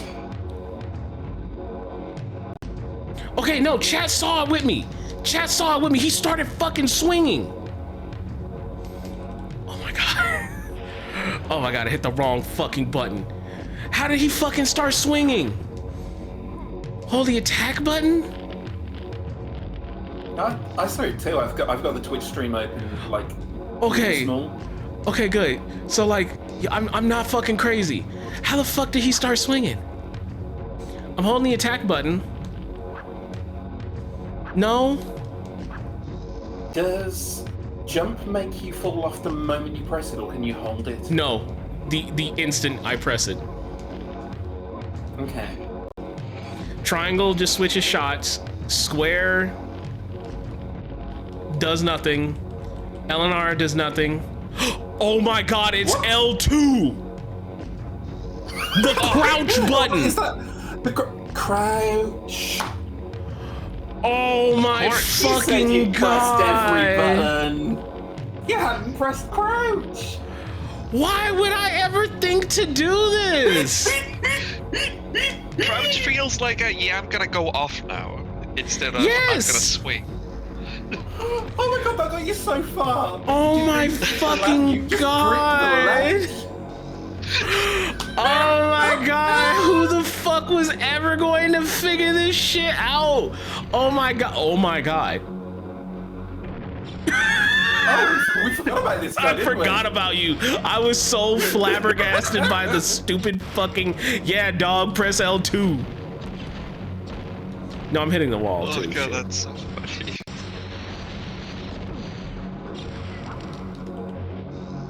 I have no health. I have no health to be fighting. It I lost kind of looks like this guy has... He's like wearing a mask, like there's real eyes under those eye holes. Yeah, I don't like those the... are like weirdly photorealistic eyes. Like that's Yeah. blatantly just one of the devs. I hate this. I don't have any fucking health for that fucking fight because I fucking burned half of my health trying to figure out how to fucking swing. Oh my god, how the that's such a you need to read the manual ass button input. Anyway, here's the controls on the back.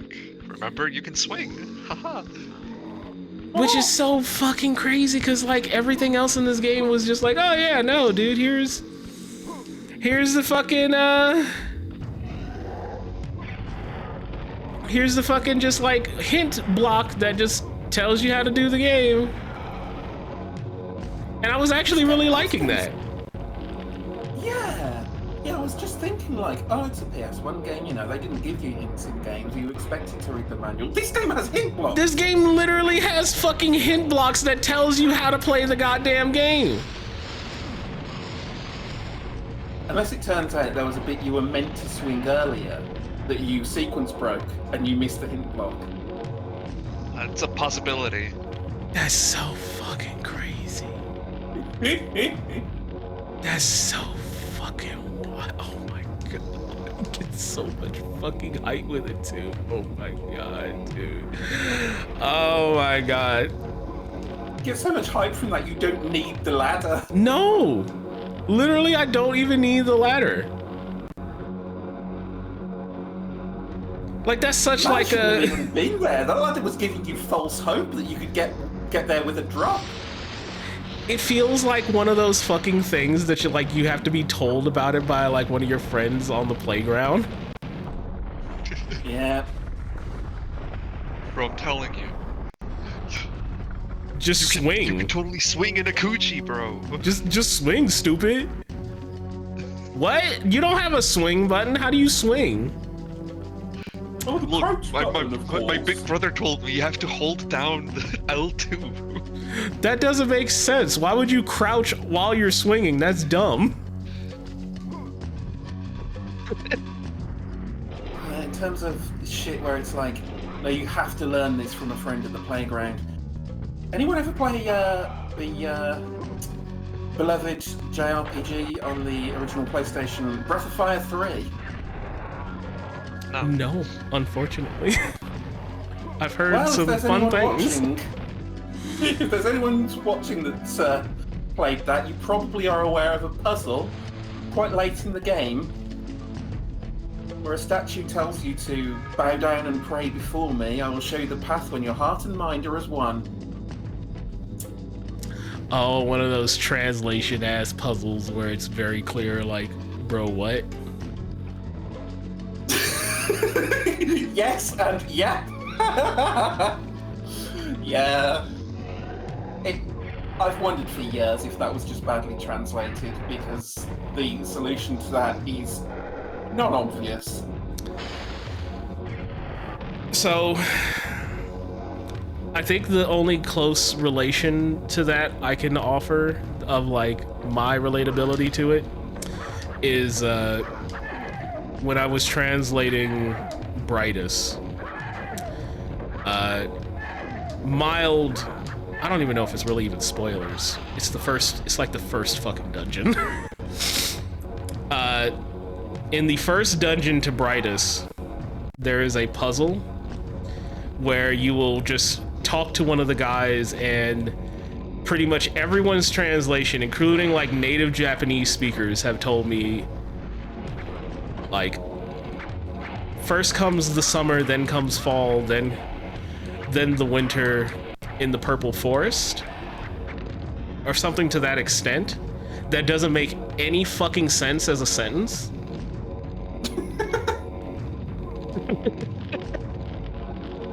And we were always fucking stumped, like, what the fuck does this mean? What does this do? Only to find out later from other people who've written guides that just say, oh, Yeah, no, this is just like a dumb little color puzzle for the literal first dungeon to telling you, yeah, summer's red, fall is orange, winter is blue, and then purple forest means press the purple button. And you need to hit it in that order. Of course. And we were like, wait a minute. The fucking hint's not even in the room with the puzzle? That's stupid. Do we try to like come up with like a better fucking like puzzle? Or a better like synonymous thing? Or do we like add like hints to make it a little more obvious for the puzzle because it's so fucking esoteric and stupid?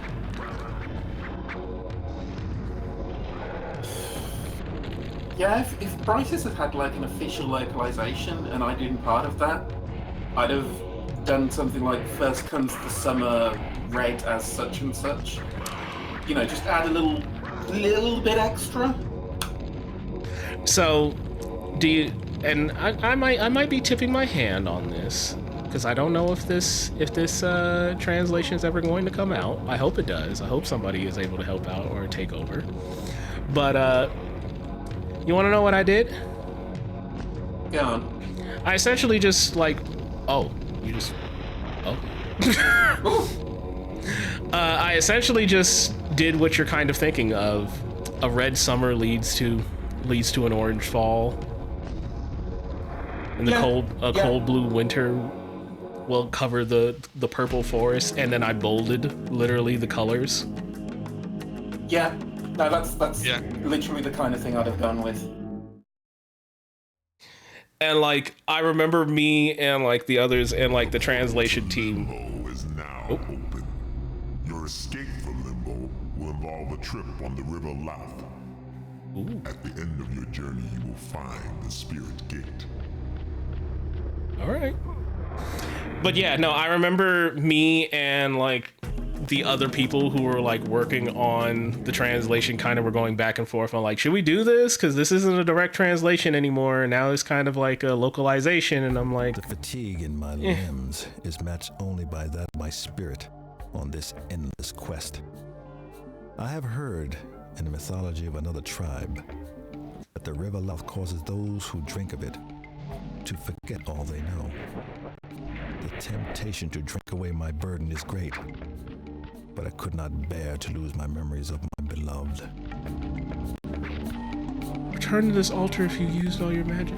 Motherfucker, where was this hint block when we were fucking trying to learn how to swing? Asshole.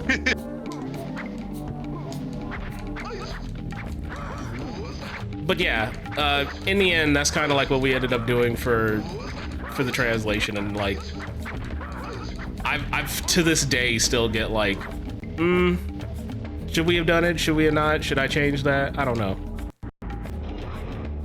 Personally, I think you made the right choice.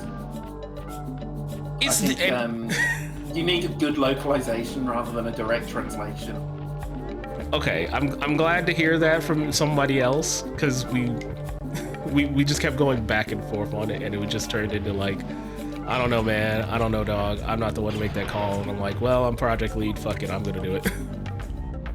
Like, don't get me wrong, there will be people that will find this out and be like, they've ruined the artistic integrity of the perfect Nippon speech. But they can suck their nuts. Exactly. Like, I just feel that way because it's like I couldn't put it together. I wouldn't be able to just piece this together immediately. If you want to play it in Japanese, you could always play it in Japanese. Yeah.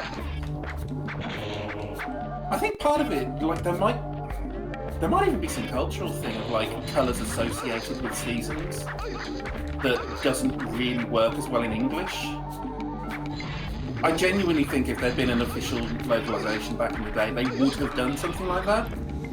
Well, that's such the fucked up thing about it too, because apparently, and I did some research into this too, because we wanted to like cheat a little bit and like copy off of like, oh, hey, the Shade team ended up putting out the Grand Stream Saga, another really good, cool game that you should check out.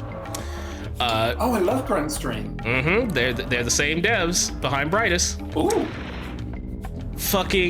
We thought like, oh, well, we could probably like cheat how they fucking handled the file systems and file types like in that. And apparently Shade was trying to get Brightest localized and translated over because there is a lot of internal memory and menus and data that's in English that was essentially being like prepped to be handed over to a localization team. It's just all of the dialogue and all of the items that are just still in full Japanese.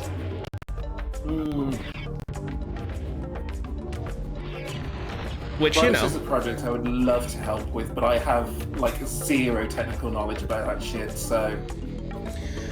Right, literally it's just stuck on doing the one part that nobody who does fan translations likes doing, which is finding pointers. Yeah. Which, hey, I don't know how to do that programmatically or well, and nobody else on the team has the time or the desire to fucking figure out a good way to programmatically do it. So, guess we're at an impasse because nobody wants to teach me how to do the hard part. Oh my god. Oh, he looks like the little jackal dude from fuck, what am I thinking of? Chasm the Rift. Oh my... I've only seen like the title image of that, but yeah, the jackal. I remember that jackal. Chasm the Rift is such a... I want to stream this game, and then I also just like... Nobody's gonna fucking watch this.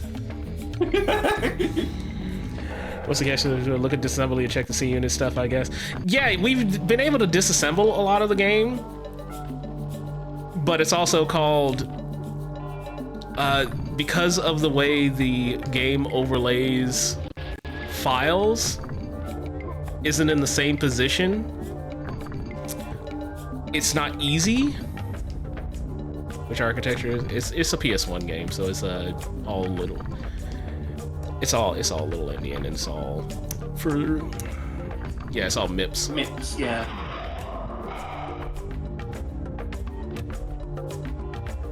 Oh, the evil fucking green orb. Oh, can I go back now and get the... Yes. Orb. Fuck off, buddy.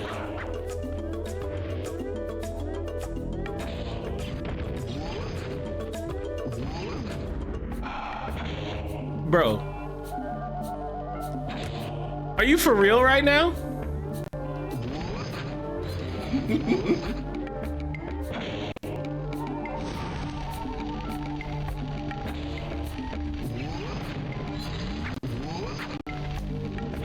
Well, I can't switch fucking Soul Seeker. Premier Spookware. I've never heard it called like that. But yes, we were using Ghidra.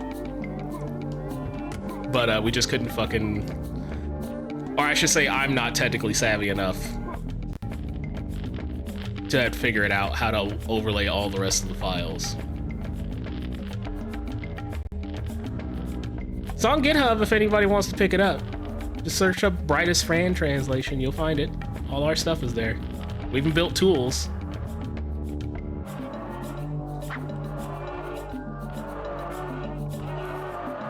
Spookware system is NSA software. Is that what we call it now? I mean, that's fair.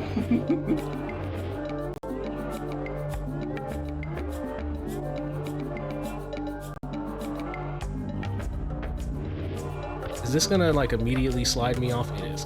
What? I thought it was going to be one of those platforms that changes orientation as you stand on it. Same.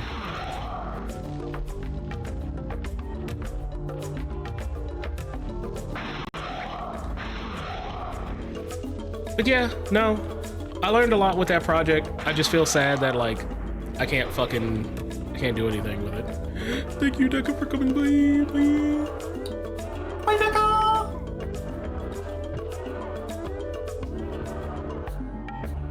No, I want the... Thank you.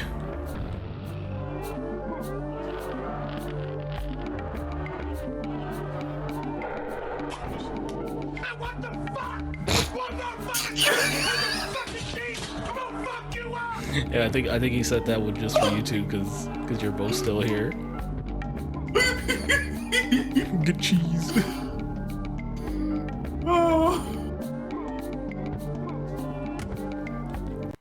We're saying about when I hear versus. those, it catches me so off guard. Yeah, no, that's the funny part. I think that's why everybody's doing it, because it's like, oh yeah, they can hear that now.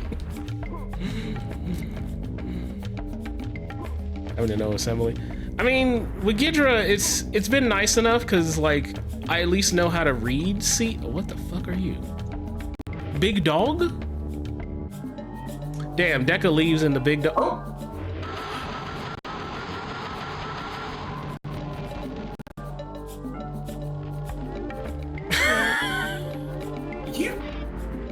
You fired the exact amount you I don't know how. I guess I'm just fucking cracked.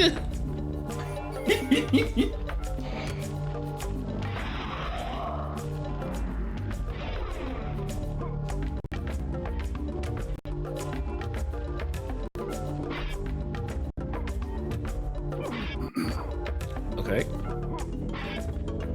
Yeah, no, he totally looks like the jackal guy from... I love that he has a little walking animation despite not having legs. Yeah. Coming in. Taking a stroll. Ah, my leg. The phantom pain.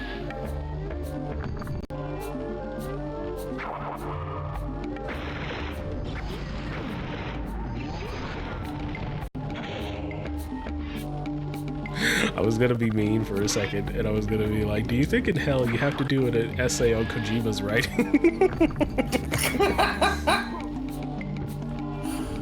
Oh my god, I just remembered last night I dreamt, because I've got an appointment for a thing tomorrow.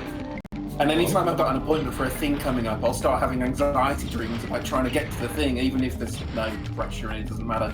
Same. And I had an anxiety dream about trying to find this place that I've been to twice already and can get to really easily.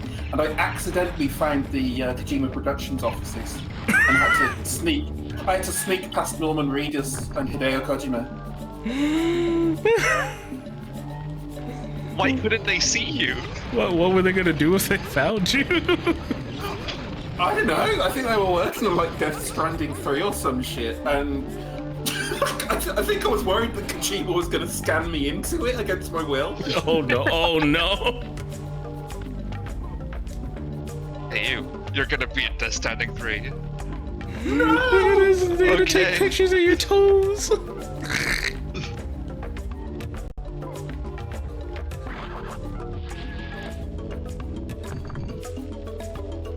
It's so fucking wild. No, I totally get that though, of like having like those kind of anxiety dreams, because like fuck, I do too. Like I'll fucking have like I got a dentist appointment and I know exactly where the place is. It's less than a fucking like 10-minute drive from me. Oh, I gotta make sure I'm ready an hour ahead of schedule, and it's like, yeah. There's no reason to do this. Yeah, I have to go and pick up my brother from the airport tomorrow. Oh. And like, it's like a 2.5 hour drive. Damn. But I also want to stop in town to get some food, so I have to... I'm like, okay, I need to leave the house at this point.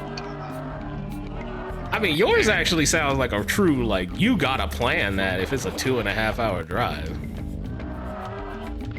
Is that a round trip or each way? That's each way.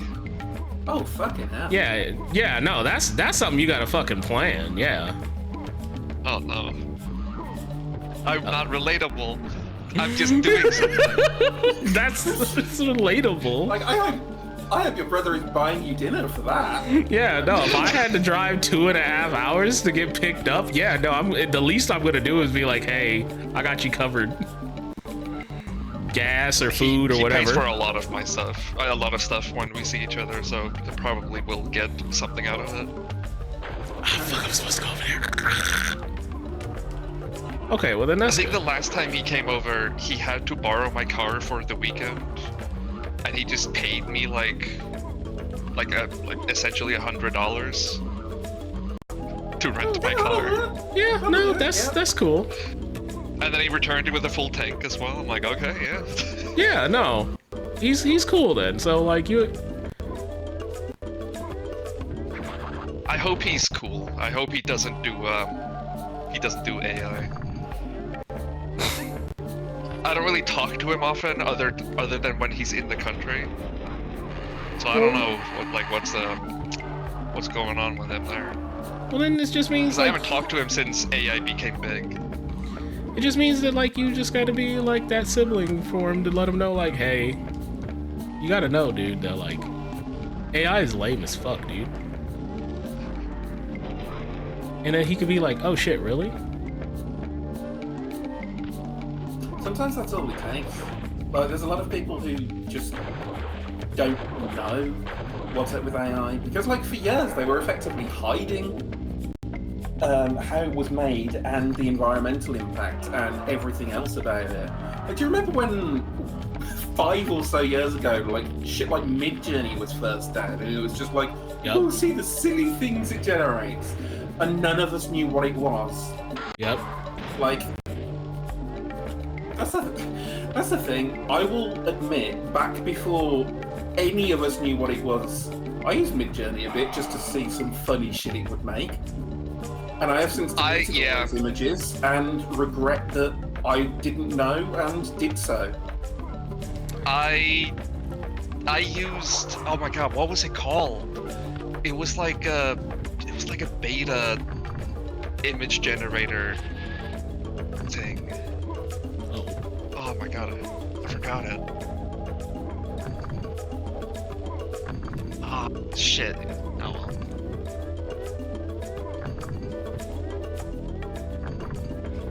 But yeah, back in the day, there was like this, it was not 15.ai, it had, like, the moment I see the name, I'd recognize it. But it was like a fucking, like an image generator, but like every time, like if you wanted to do it, it would put you like in a queue, because there was like, it was just doing a lot on like the same small server. And I remember we used it to generate images of goblins.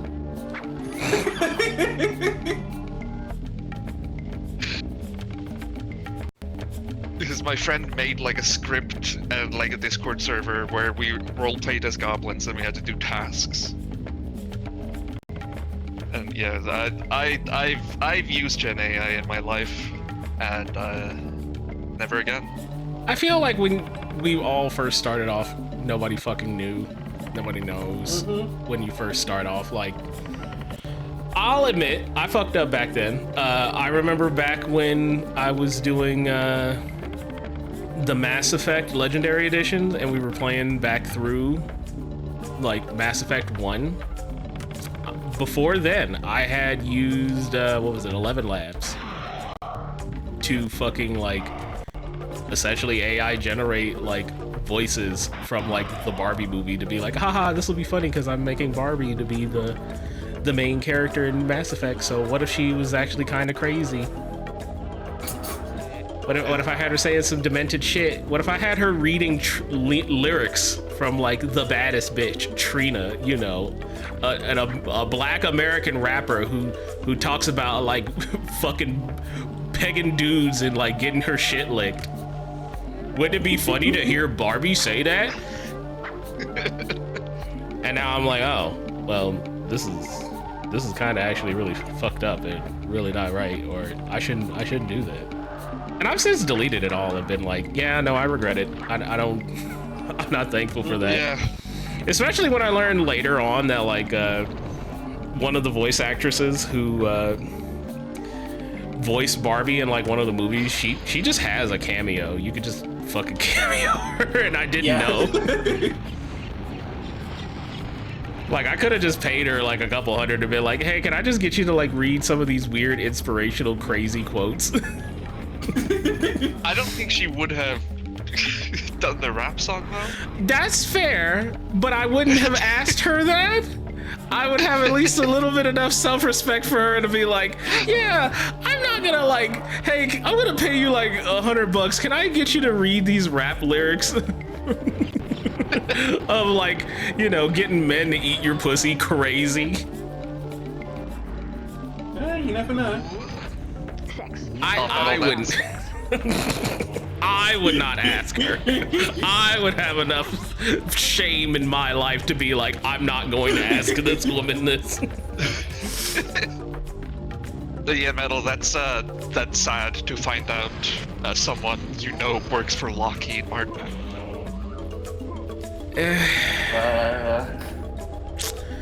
The way the job market is right now, I won't lie. I've had my name pop up at Lockheed Martin before.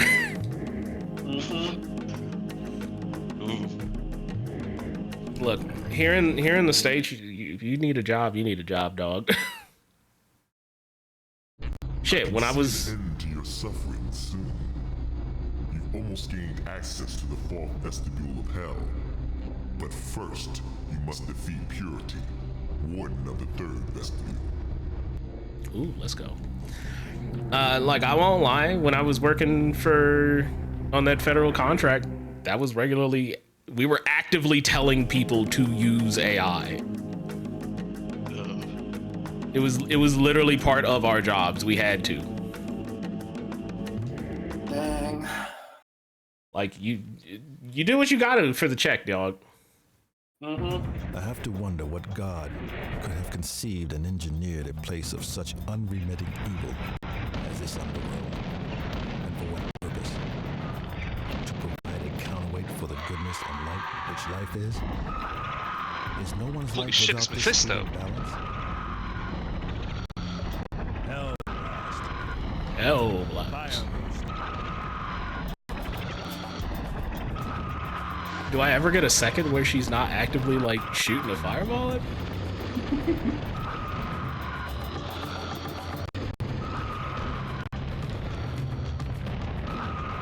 Can I just DPS her? Like, she's gotta have another phase. It can't just be this. That health bar was too short. Oh no, she went into the spiky pussy. Oh, that's a mouth. Oh, whoa! If it's a vertical slit, it's yonic. It's true. Yeah. If you say so.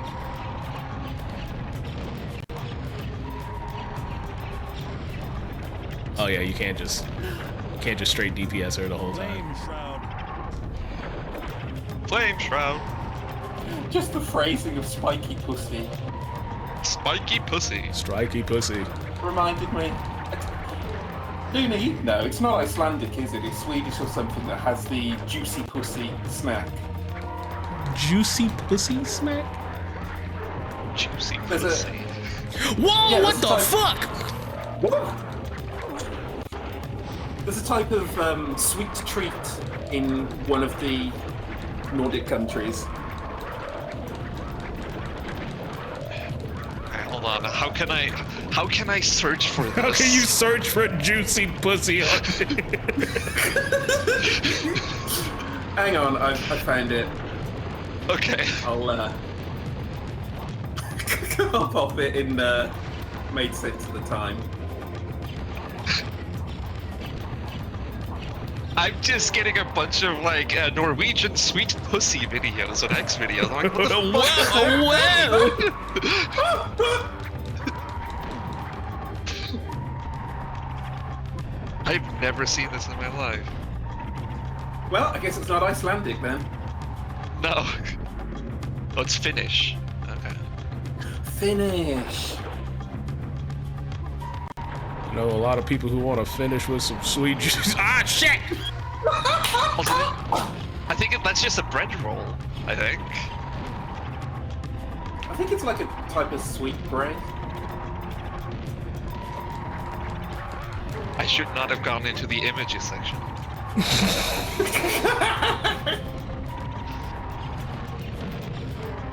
Okay, Anyway, when you said spiky pussy, that's what I thought of. That's what you thought of was finished bread? Yeah. Good bit. Can I get more fucking fireballs, please? She's literally like over the goddamn like acid. I gotta move away from it. Oh, does she like just put a gap between you? Oh no, to respawn the thing. Yeah, I need to respawn the... It doesn't help that she's got crazy dodge skills.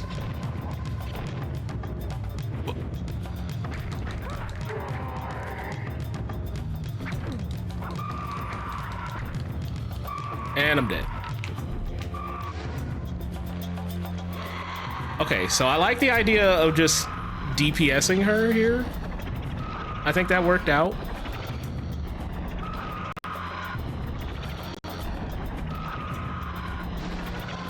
Yeah, like just taking her out right there. Like as fast as possible.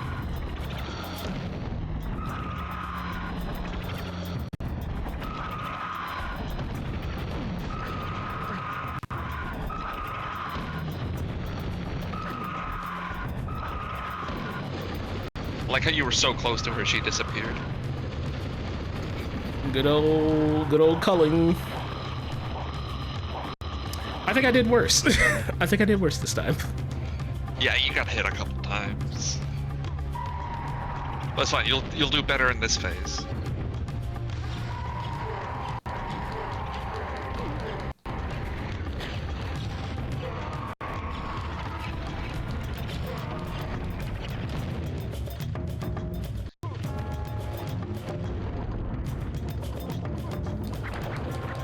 Fuck, get out of goddamn acid. Ugh.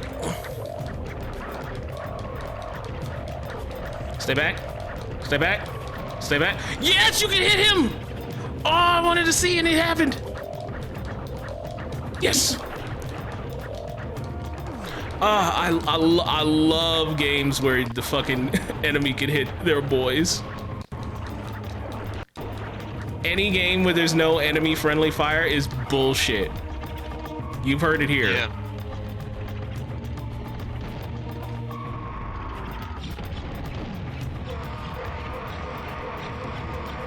Oh my god.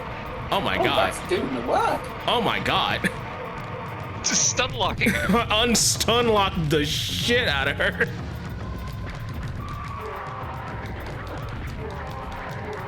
Oh, my fire shield's running out. Re-up. Get back in there.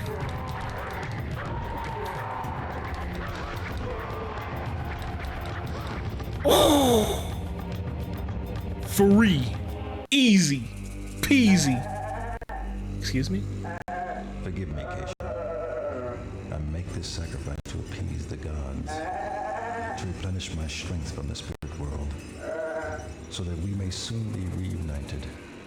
I do this for you.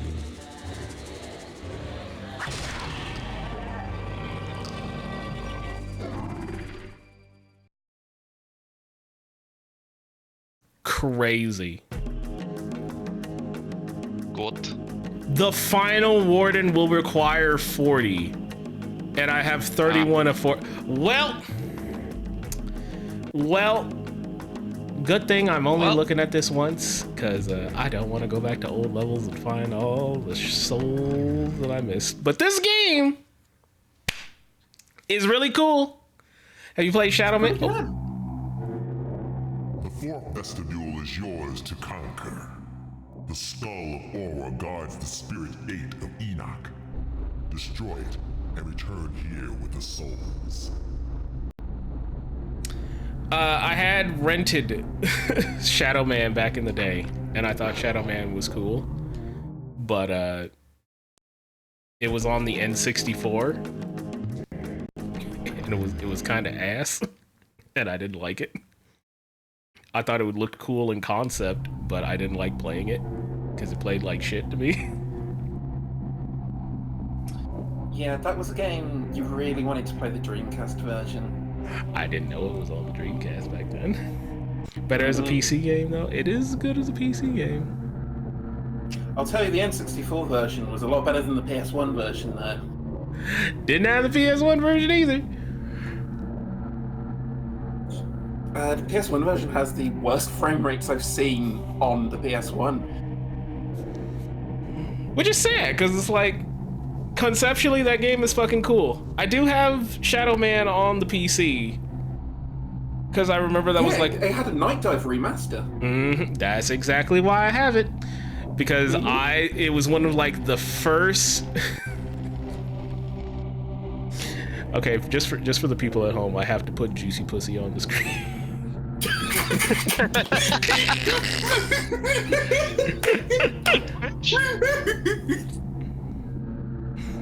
If you're watching the VOD, that's where you get to leave. Fuck you.